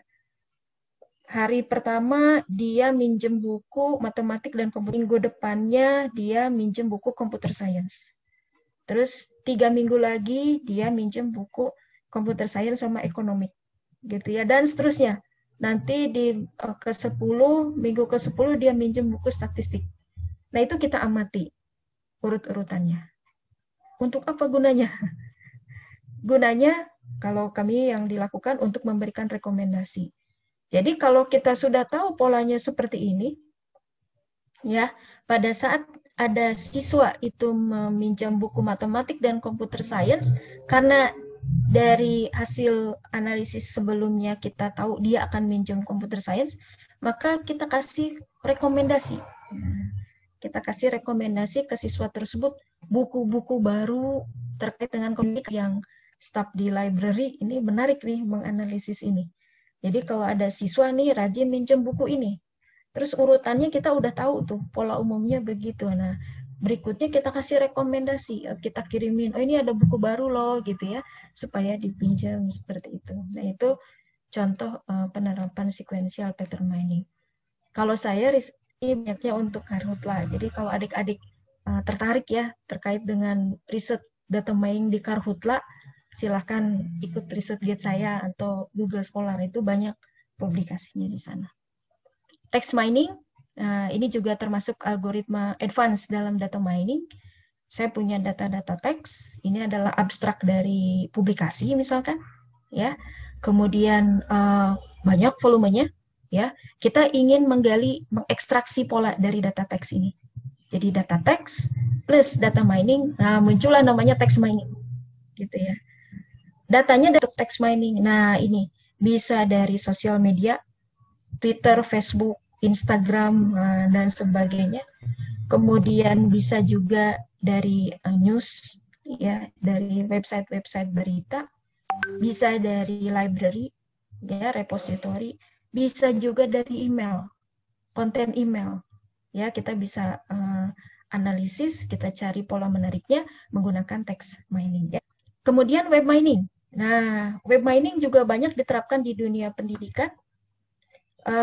Intinya sama seperti data mining definisinya.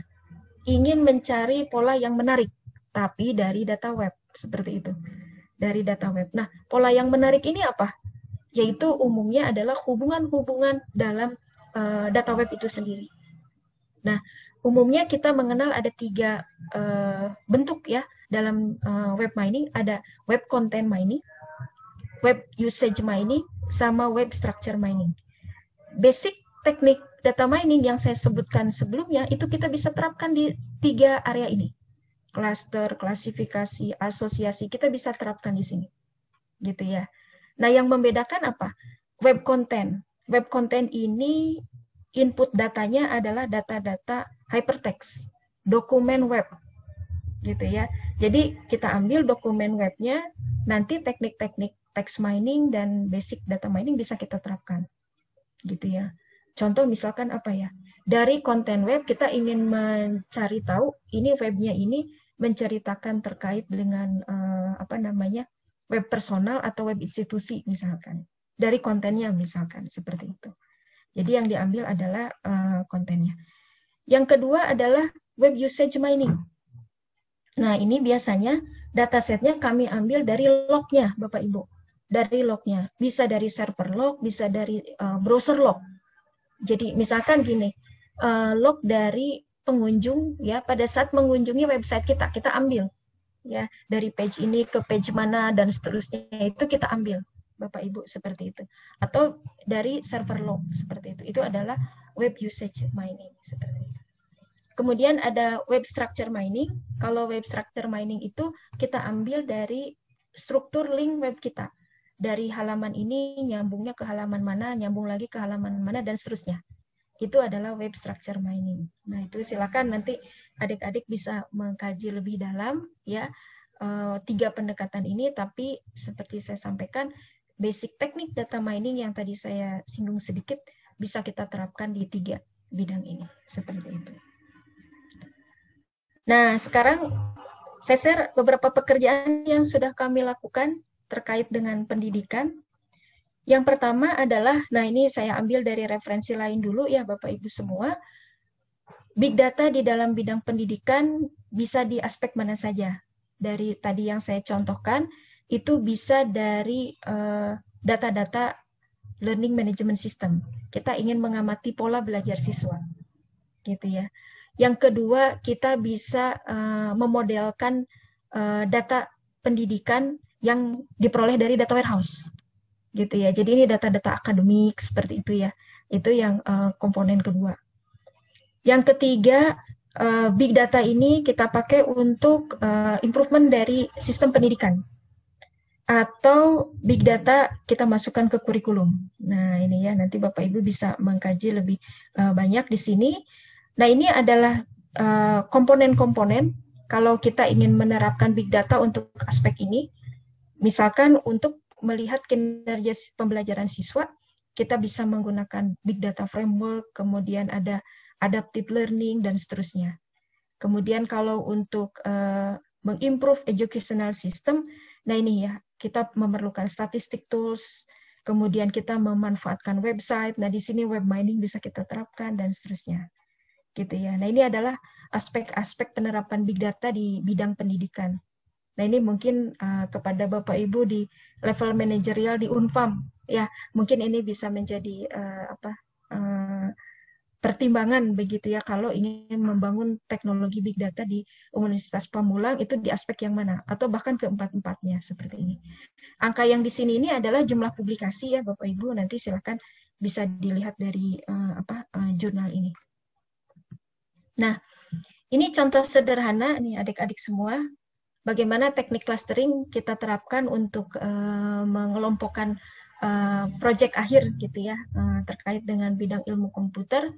Jadi datanya kami ambil dari repositori IPB, nih Bapak Ibu. Kita ambil dari proyek akhir mahasiswa S1 Ilkom, kemudian kita lakukan praproses data, kita dapat matriks ini ya, dokumenter, association rule mining, ya, menggunakan ECLAD, outputnya adalah frequent item set. Kemudian setelah itu kita terapkan teknik clustering. Ya, banyak ya untuk data dokumen, bisa bisecting k-means ya, bisa hierarchical ya, bisa menggunakan k-means, nah itu bisa dimanfaatkan. Kemudian ada cluster dokumen dan outputnya adalah cluster dokumen. Nah, untuk apa ini? Untuk memudahkan pencarian dokumen, karena setelah diklasterkan pencarian bisa lebih cepat. Kalau asalnya keyword itu kita trace ke katakanlah 500 dokumen gitu ya, setelah dokumennya kita klaster tidak perlu 500-nya kita cek satu-satu gitu, kita cek saja di klaster yang sesuai seperti itu. Nah, ini contoh penerapan teknik data mining di bidang pendidikan khusus project. Berikutnya kami juga pernah menganalisis data ya Bapak Ibu, mengidentifikasi mahasiswa yang non aktif. Jadi ini kami ambilnya dari data Universitas Terbuka, itu risetnya dengan teman saya di UT, ini sudah agak lama ya. Kita menerapkan algoritma klasifikasi. Papernya ada di sini ya Bapak Ibu, di Journal of Applied Statistics. Nanti silakan bisa mengambil. Ini profil dari datanya ya, di kelas target ya seperti ini. Kemudian ini namanya apa, IP-nya ya, IPK-nya ini yang kecil-kecil ya seperti ini. Kita ingin mengamati karakteristik mahasiswa yang non-aktif gitu ya, non-aktif di tingkat berikutnya. Nah, ini nanti silakan adik-adik bisa membaca di paper ini, output yang kita hasil bandingan 3 algoritma ya. Jadi klasifikasi basis decision tree ini menghasilkan akurasi 82,7. Untuk yang ensemble itu lebih tinggi ya. Ini bagging itu pendekatan ensemble learning ya, 82,9. Ini ada ukuran-ukuran yang lain ya, ada presisi, kemudian ada recall gitu ya. Nanti adik-adik bisa melihat. Nah, ini adalah contoh outputnya ya adik-adik semua. Jadi siswa yang diprediksi masuk ke kelas C1, yaitu yang tidak aktif di tahun pertama adalah yang seperti ini. Pertama adalah GPA-nya 0 ya. Kemudian kredit yang diambilnya itu kurang dari 44. Jadi kalau ada siswa yang seperti ini, nah ini kemungkinan di tingkat 1 sudah non-aktif begitu ya. Yang di C3 itu karakteristiknya seperti ini. Nah, ini ya, C3 itu dia tidak aktifnya di tahun kelima. Nah, seperti ini. Ini kan jadi penting nih kalau untuk Universitas Terbuka ya, mungkin di kampus Bapak Ibu juga ya. Karena kan berarti harus kita cari nih yang non-aktif ini ya. Kalau dari sisi manajerial, ini mahasiswa non-aktif ini juga akan mengurangi pendapatan ya. Jadi harus kita amati gitu, seperti itu. Kemudian ini yang kelasnya C2 seperti itu. Jadi ini adalah variabel-variabel X-nya, sedangkan Y-nya itu adalah target kelasnya seperti itu. Kemudian kita amati ini distribusinya di wilayah mana, ternyata umumnya itu dari kota Bandung seperti itu ya. Nah, ini adalah penerapan klasifikasi untuk mengidentifikasi mahasiswa non-aktif. Kemudian ini yang association rule mining.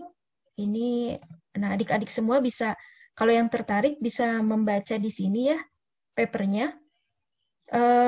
Kita punya data dari aplikasi ini ya, namanya SLIMS, Senayan Library Information System. Jadi kita ambil data layanan penggunanya. Jadi ada data pengguna sama data sejarah peminjaman. Kemudian kita gunakan ARM untuk membuat rekomendasi, gitu ya. Jadi dari association rule mining kita hasilkan rekomendasi buku kepada pengguna. Nah, ini kita sampaikan rekomendasinya melalui email dan melalui aplikasi webnya seperti itu. Nah, ini adik-adik bisa membaca di sini ya, idenya bagaimana gitu ya di paper ini. Berikutnya, nah ini penerapan dari sequential pattern mining. Jadi datanya kita ambil dari data log pengunjung ini ya, website dari lembaga ini ya, kursus gitu ya. Yang diambil adalah data lognya, kita lakukan pre-processing dulu, web analisisnya kita lakukan, data log kita kumpulkan, kemudian di sini ada pre-processing, dan ini menghabiskan waktu lumayan banyak ya, karena volumenya besar, dan datanya tadi sangat-sangat unstructured, gitu ya. Hasilnya adalah log web visitor, kemudian baru kita masukkan ke sequential pattern mining, gitu ya. Outputnya apa? Berupa rekomendasi, ya, rekomendasi untuk course manager, kemudian bisa juga rekomendasi untuk pengembang website seperti itu. Itu keluaran dari sequential pattern mining. Nah, ini contoh-contoh outputnya ya, adik-adik semua. Algoritmanya kita pakai CM Spam ya. Ini adalah urut-urutan kunjungan ke website tadi ya. Jadi umumnya kontak us ini berarti lagi nyari info gitu ya, untuk menghubungi seseorang. Nah, kemudian ini urut-urutannya cyber security dan seterusnya. Ini adalah urutan-urutan kunjungan ke website kita. Gitu ya. Nah, dari pola ini kemudian diturunkan beberapa rekomendasi. Nah, ini Bapak Ibu nanti yang tertarik bisa melihat di ini ya, di paper ini untuk lebih lengkapnya seperti itu. Kemudian, nah ini menggunakan data WhatsApp sama data LMS, Bapak Ibu semua. Jadi kita ambil tuh data dari New LMS ya, untuk mata kuliah Applied Data Mining. Ini kebetulan mata kuliah saya dan tim untuk mahasiswa S2. Kemudian kita amati juga data komunikasi di WhatsApp. Nah, kita ambil komunikasinya itu 1734 baris komunikasi di WhatsApp, grup mata kuliah gitu ya, seperti itu. Nah, kemudian kita terapkan yang namanya proses mining. Untuk kemudian kita bandingkan dengan hasil atau huruf mutu mahasiswanya. Hasilnya menarik. Nanti adik-adik bisa cek di sini, ini apakah sudah terbit atau belum, mohon dicek saja. Tapi ini sudah accepted ya, sudah diterima, ada di International Journal of Applied Science dan seterusnya ya. Nanti silakan adik-adik mendownload papernya, ada di sana. Nah, hasilnya seperti ini adik-adik semua. Nah, ini dari grup WhatsApp nih. Dari grup WhatsApp kita punya yang namanya ini model social network activity gitu ya. Nah, ini adalah ID dari mahasiswa nih, adik-adik semua yang bulat-bulat hijau ini. Ya, ada dua indikator di sini, ada namanya hub sama ada authority, gitu ya. Jadi hub itu adalah menunjukkan out degree. Bayangkan saja, saya punya graph. Nah, adik-adik belajar matematik ya, ada graph. Graph itu ada per teks, ada arch, ya. Arch menghubungkan per teks itu, ya. Nah, hub itu adalah out degree. Jadi banyaknya garis atau arch yang keluar dari satu node. Nah, seperti itu. Sedangkan authority itu adalah in degree. Banyaknya arch yang masuk ke dalam satu node. Nah, node-nya itu adalah siswa ini. Nah, contoh ini, yang 34140 itu, dia dikatakan sebagai siswa yang dominate, karena dia memiliki nilai hub yang tinggi dan authority yang tinggi. Jadi sederhananya begini, siswa ini tuh di forum WhatsApp itu banyak memberikan informasi ke teman-teman, ya, banyak mengomentari atau memberi respon kepada pertanyaan teman-teman, dan dia juga banyak menyerap informasi dari komunikasi di WhatsApp. Nah, jadi out degree sama in degree-nya tinggi. Nah, itu menarik. Kita sebut dengan dominate. Seperti itu ya. Nah, ini yang menarik. Adik-adik namanya free rider. Nah, jangan-jangan ini ada nih di sini yang jadi free rider. Free rider itu apa? Ini yang paling kecil ini, ininya apa namanya? Kontribusi keluarnya. Dia lebih banyak menerima. Ya. Jadi authority-nya tinggi gitu ya. Seperti itu. Tapi sharing ke teman-teman minim. Ya, jadi silent aja diem. Begitu ada info diambil, ada info diambil gitu. Tapi begitu dia ditanya sedikit, ya memberi kontribusi, itu namanya free rider. Seperti itu. Nah, silakan nanti ada nggak di sini free rider. Ini bisa kita analisis Bapak Ibu semua menggunakan proses mining. Terus bandingkan deh dengan grade-nya, dengan apa namanya huruf mutunya, ya seperti itu. Nah ini kalau yang dominate itu dia dapat A, berarti aktif ya, dan memang pinter berarti ya mahasiswanya. Nah kalau ini dari LMS, jadi ini adalah activity, ini model Petrinet, Bapak Ibu semua silakan nanti lihat di paper ini ya untuk lebih lanjut. Dari LMS kita ambil data lognya, ya kita amati urut-urutan proses learningnya. Misalkan, oh di sini dia mulai membuka course-nya. Kemudian setelah itu di sini dia, mohon maaf pointernya, di sini dia mensubmit tugas, gitu ya. Di sini dia mensubmit tugas. Di sini dia menyelesaikan course-nya seperti ini. Nah urut-urutan ini yang kemudian kita analisis. Kita bandingkan dengan siswa lain. Nah, caranya gimana? Kita bisa menerapkan clustering di sini. Yang kita clusterkan adalah proses. Jadi datanya itu adalah prosesnya tadi. Seperti itu. Untuk apa sih? Nah, kalau saya jadi dosen, untuk mengamati pola pembelajaran mahasiswa. Sehingga mungkin, oh kalau ada mahasiswa yang seperti ini, saya tekniknya harus rada beda gitu ya. Seperti itu, supaya dia bisa mengikuti pelajaran saya dengan baik. Seperti itu. Silakan nanti adik-adik, Bapak Ibu melihat di jurnal ini. Ini adalah penerapan dari proses mining, gitu ya. Jadi yang ditambang adalah prosesnya seperti itu. Sedikit lagi, Pak Ahmad, ya, mohon izin ini kalau melewati waktu. Ya, Prof, silakan Prof, masih ada 10 menit lagi. Oh ya, alhamdulillah. Data warehouse, business intelligence. Ya, tadi big data komponennya ada data science, ada data mining. Barusan kita lihat beberapa contoh bagaimana data mining untuk menambang data-data pendidikan. Nah, di mana letaknya business intelligence, adik-adik semua? Business intelligence ini di dalamnya ada banyak komponen teknologi. Yang paling dominan ada di dalam business intelligence adalah ada data warehousing dan data mining. Begitu ya, seperti itu. Kemudian data warehouse biasanya nggak berdiri sendiri, tetapi juga diintegrasikan dengan yang namanya online analytical processing. Nah, apa itu business intelligence? Ini sedang banyak diterapkan di perusahaan, ya adik-adik semua, makanya tadi ya, kalau mau jadi data scientist, big data analysis, ini adalah salah satu komponen ya yang perlu diperkuat juga kompetensinya. Teknologi yang dipakai oleh perusahaan untuk menganalisis data, di mana teknologi ini menyediakan data dan informasi historis saat ini dan masa depan. Nah, jadi kata kuncinya ada 3 kelompok data dan informasi ini, Bapak Ibu, adik-adik semua, yang disediakan dianalisis oleh teknologi BI ini, yaitu historical data, data saat ini, dan future, prediksi.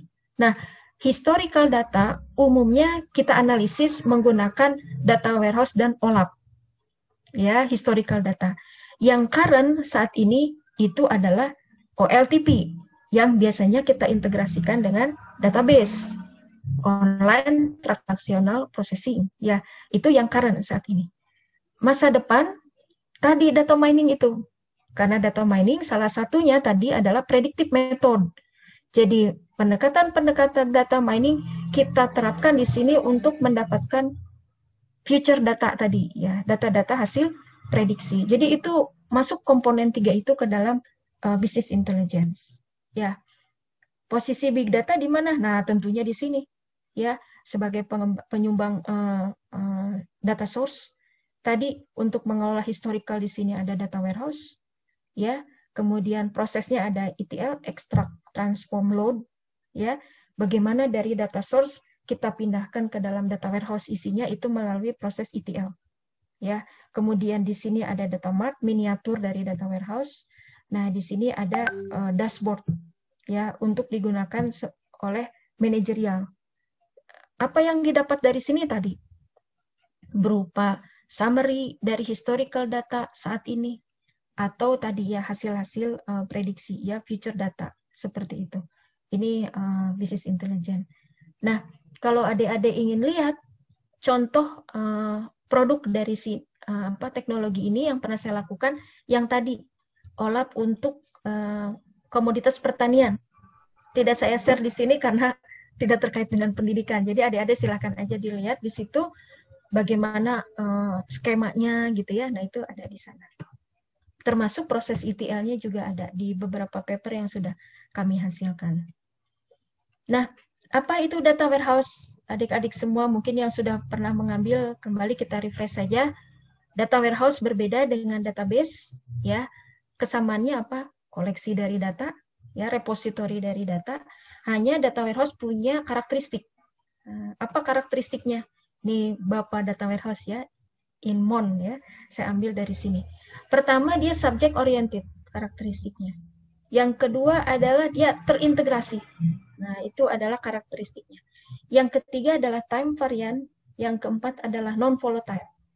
Jadi kalau adik-adik semua punya koleksi dari data yang memiliki karakteristik seperti ini, ada 4 ini, maka kita bisa katakan dia sebagai data warehouse.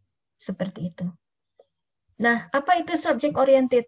Nah, subject oriented bahwa data warehouse itu kita rancang untuk satu subjek tertentu saja. Misalkan terkait dengan akademik mahasiswa. Misalkan terkait dengan produksi pertanian. Seperti itu.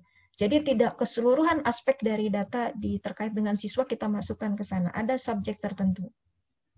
Kalau subjeknya beda, berarti nanti skemanya tertentu. Bisa kita gunakan galaksi misalkan. Ya, seperti itu.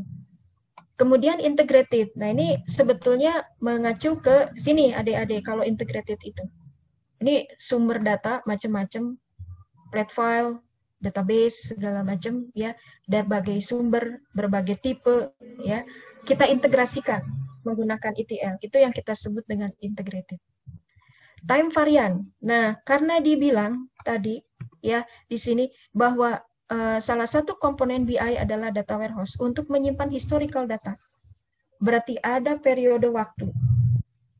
Ya, Bapak Ibu, adik-adik semua, periode waktunya 10 tahun ke belakang, 20 tahun ke belakang, seperti itu. Itu time variant. Kemudian non-volatile.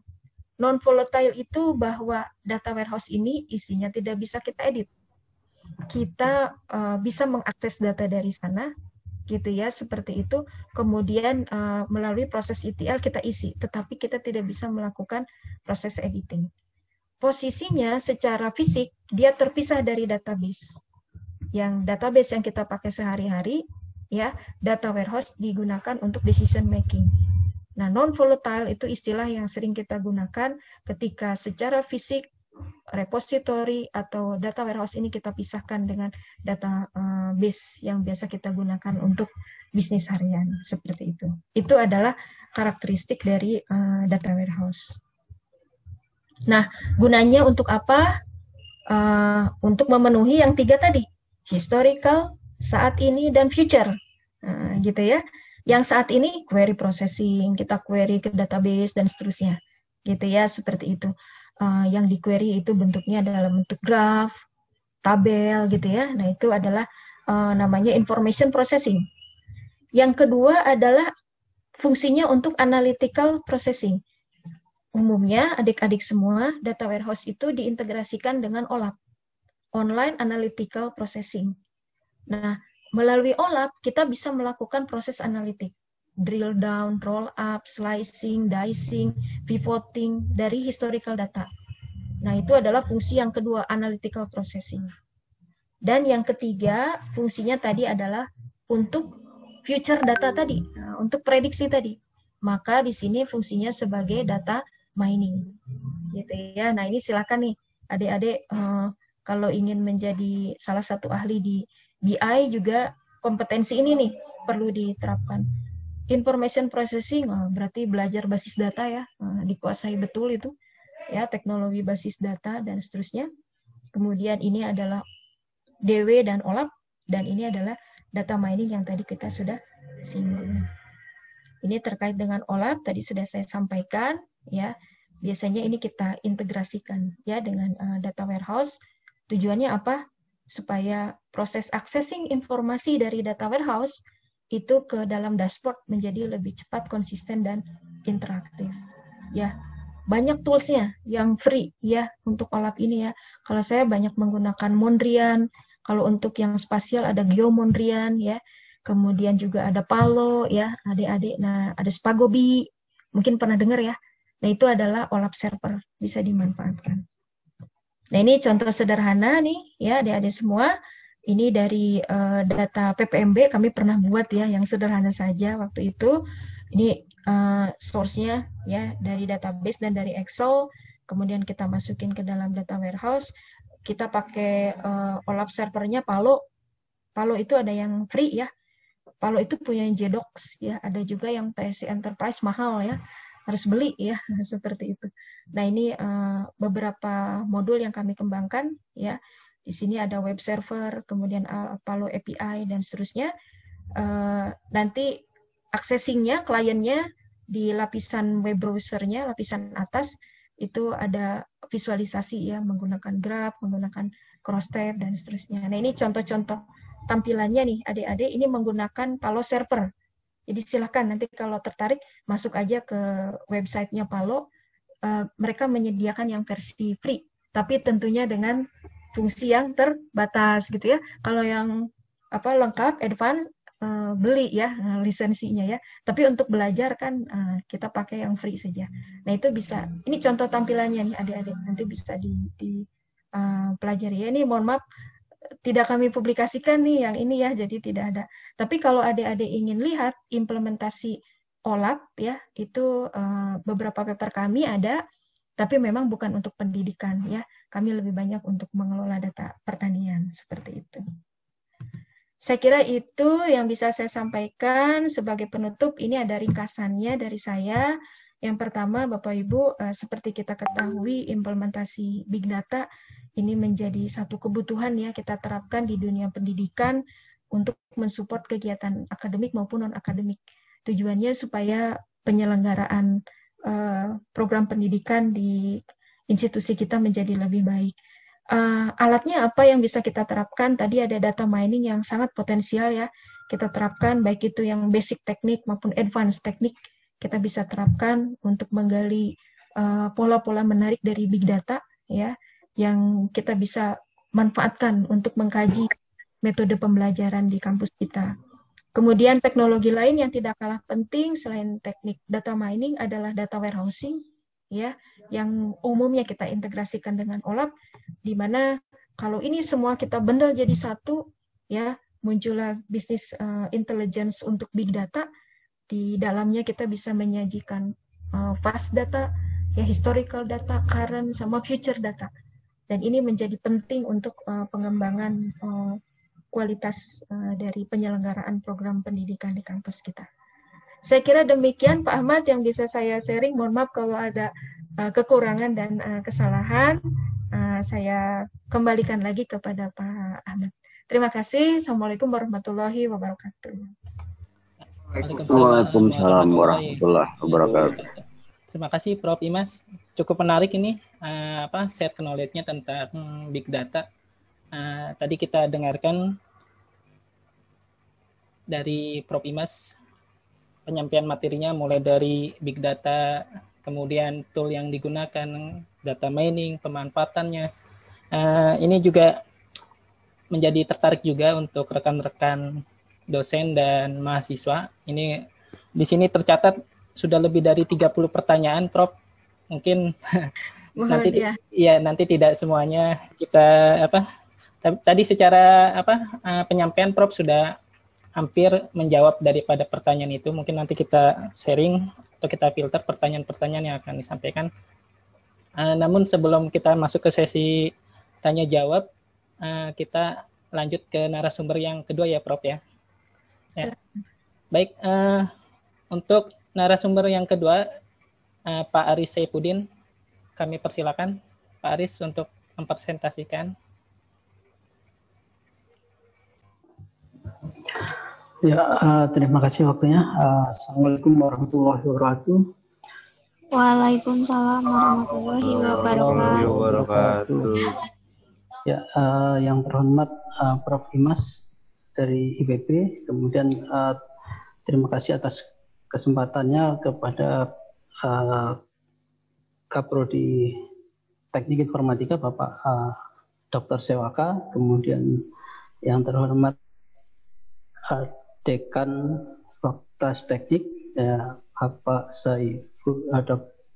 Saiful Bahri, PhD. Ya, di sini saya akan mempresentasikan materi saya tentang implementasi big data di materi seminar nasional ini untuk implementasi big data di dunia pendidikan. Jadi di sini saya mulai saja. Jadi jumlah data yang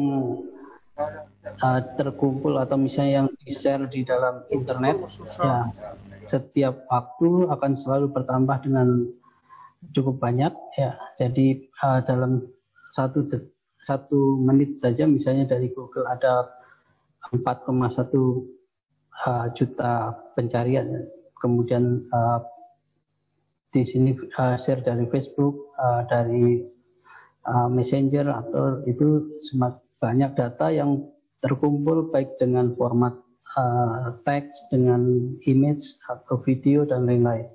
Ya, jadi data yang banyak itu bagaimana bisa dimanfaatkan atau dapat digunakan untuk mendukung yang memiliki nilai.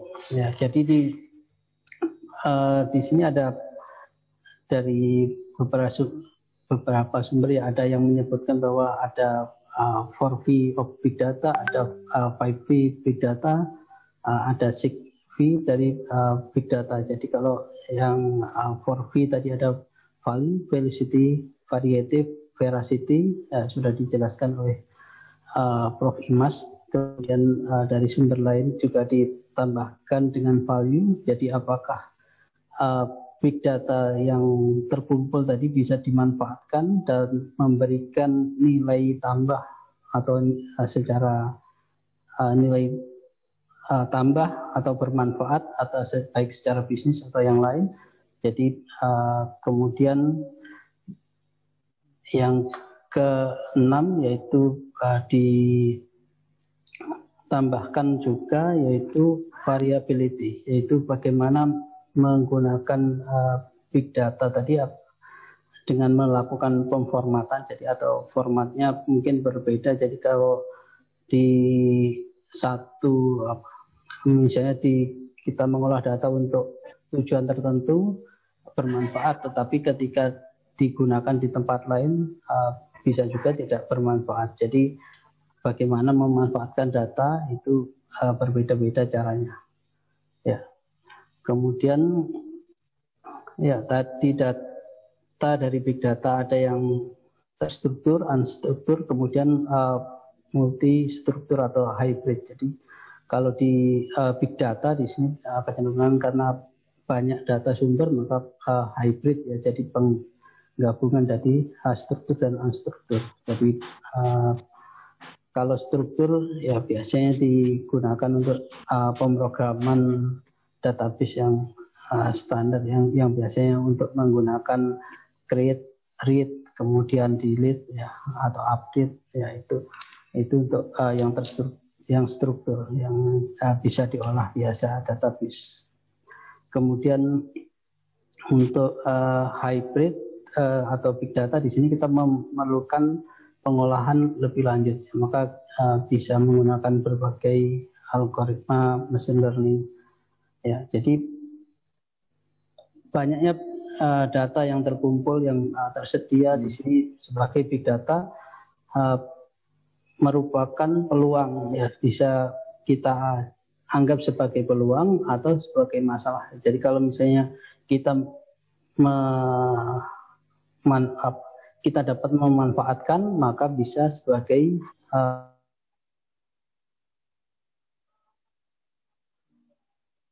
ya. Kemudian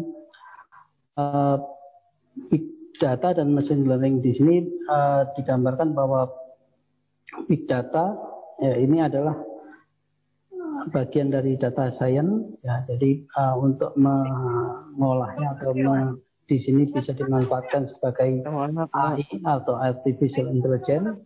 Ya, kemudian lebih spesifiknya ke machine learning, jadi kita bisa memanfaatkan algoritma machine learning.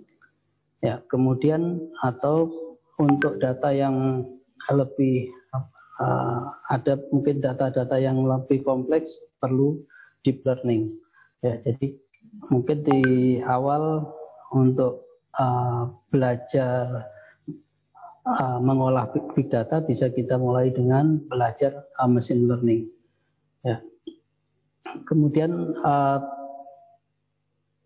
big data dalam dunia pendidikan yang tadi sudah dijelaskan, ya mungkin di sini saya bisa hanya mengulang atau menambahkan dari sumber yang berbeda mungkin. Di sini bisa kebutuhan dari pengolahan big data adalah bisa membantu untuk belajar atau mahasiswa nanti bisa belajar dengan cara yang berbeda-beda, ya kemudian bisa menjadikan sebagai mentor, ya jadi sebagai membantu mentor ini untuk mempelajari materi, kemudian menyusun kurikulum dan proses pembelajaran, kemudian membantu administrasi.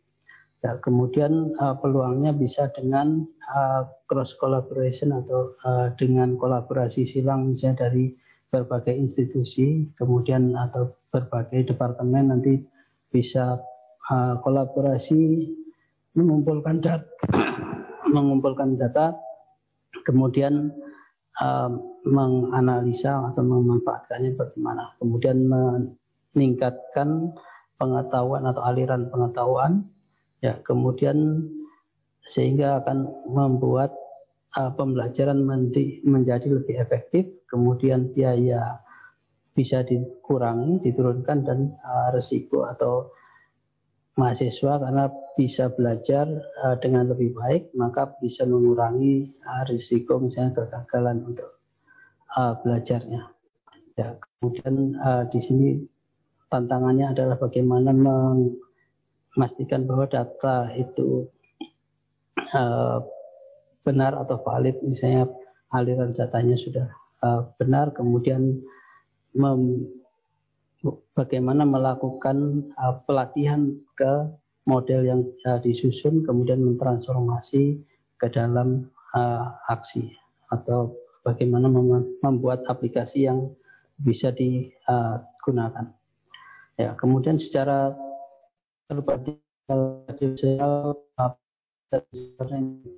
tradisional programming, maka komputer diberikan data dan program, ya nanti program akan mengolah data sehingga menghasilkan output, ya biasanya untuk laporan, ya misalnya untuk mengolah database kan keluarannya seperti laporan-laporan. Kemudian kalau machine learning di sini komputer diberikan data, kemudian dan luaran yang diharapkan, ya misalnya luarannya seperti apa, misalnya ada data kemudian ingin menganalisa bahwa keluarannya adalah misalnya mahasiswa tadi kecenderungan atau kemungkinan akan DO atau tidak, maka nanti akan di komputer akan menganalisa polanya sehingga bisa menghasilkan program atau mengidentifikasi polanya sehingga bisa diterapkan ke pemrograman. Ya, kemudian tantangan pada machine learning, ya di sini adalah bagaimana merumuskan masalah. Jadi ketika ada misalnya suatu data, kemudian bagaimana kita memanfaatkannya. Ya, pertama adalah mengidentifikasi masalah, kemudian bagaimana mendesain atau menyusun pengolahannya, itu merupakan tantangan. Jadi nanti setiap cara perumusan yang berbeda bisa hasilnya berbeda. Kemudian rekayasa data, ya. Jadi data yang terkumpul tadi misalnya kuantitasnya seberapa banyak, mungkin ada juga kan datanya hanya tersedia sedikit, ya kemudian cukup atau tidak, itu merupakan tantangan. Kemudian kualitas data ada yang memiliki kontribusi positif terhadap, atau misalnya kontribusi positif terhadap kualitas data, misalnya akurasinya bisa meningkat atau tidak. Ya, kemudian pembersihan data, jadi maka perlu adanya pembersihan data yang misalnya tadi ada yang noise ya, jadi perlu dibersihkan, bisa. Kemudian perlu ekstraksi fitur, misalnya ada semakin banyak fitur atau variabel yang digunakan, ya bisa akurasinya bisa meningkat, tetapi juga bisa menurun. Jadi mungkin ada fitur yang bernilai negatif terhadap model sehingga tidak meningkatkan atau dapat menurunkan model yang digunakan. Kemudian ketidakseimbangan data, ya ini termasuk masalah yang atau tantangan yang pada machine learning, ya ketidakseimbangan data. Misalnya ketika akan menganalisa data untuk prediksi mahasiswa lulus tepat waktu atau tidak, maka data yang tidak tepat waktu misalnya terlalu sedikit, yang tepat waktu datanya banyak, maka ketika datanya tidak seimbang, biasanya model akan cenderung menghasilkan ke data yang banyak. Kemudian memilih model yang tepat, ini karena banyak algoritma atau yang bisa disusun untuk menyusun model, ya nanti bisa banyak model yang bisa dibuat. Kemudian model mana yang tepat untuk digunakan, karena ketika datanya misalnya sekarang ada 1000 data, kemudian model A sudah nilainya akurasinya tinggi, kemudian ketika datanya ditambah belum tentu model A itu yang terbaik, bisa juga yang lain. Jadi antara model dan data biasa dikombinasikan untuk mencari mana yang terbaik. Kemudian tenaga komputasi tinggi atau rendah, ya. Jadi komputasinya semakin banyak data, ya, maka butuh komputasi yang tinggi. Kemudian apakah perangkat hardware-nya tersedia atau tidak, seperti itu. Kemudian transfer learning, di sini misalnya kita sudah membuat model, kemudian dilatih dengan data yang tersedia, kemudian ketika modelnya sudah dianggap bagus atau akurasinya tinggi, kemudian apakah bisa diterapkan di tempat lain. Ya, misalnya kita sudah membuat model untuk prediksi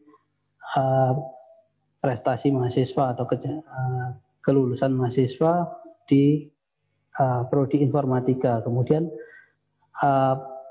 model dan data trainingnya tadi misalnya digunakan untuk di prodi yang lain, belum tentu sama. Ya, kemudian di sini misalnya contoh, misalnya ketika kita menganalisa data, misalnya ada data yang digambarkan dengan garis linear, ya mungkin datanya ada warna merah dan biru, ya. Kemudian ketika kita akan memisahkan, maka kalau dengan hanya satu garis saja atau satu fitur, ya maka kita akan membutuhkan misalnya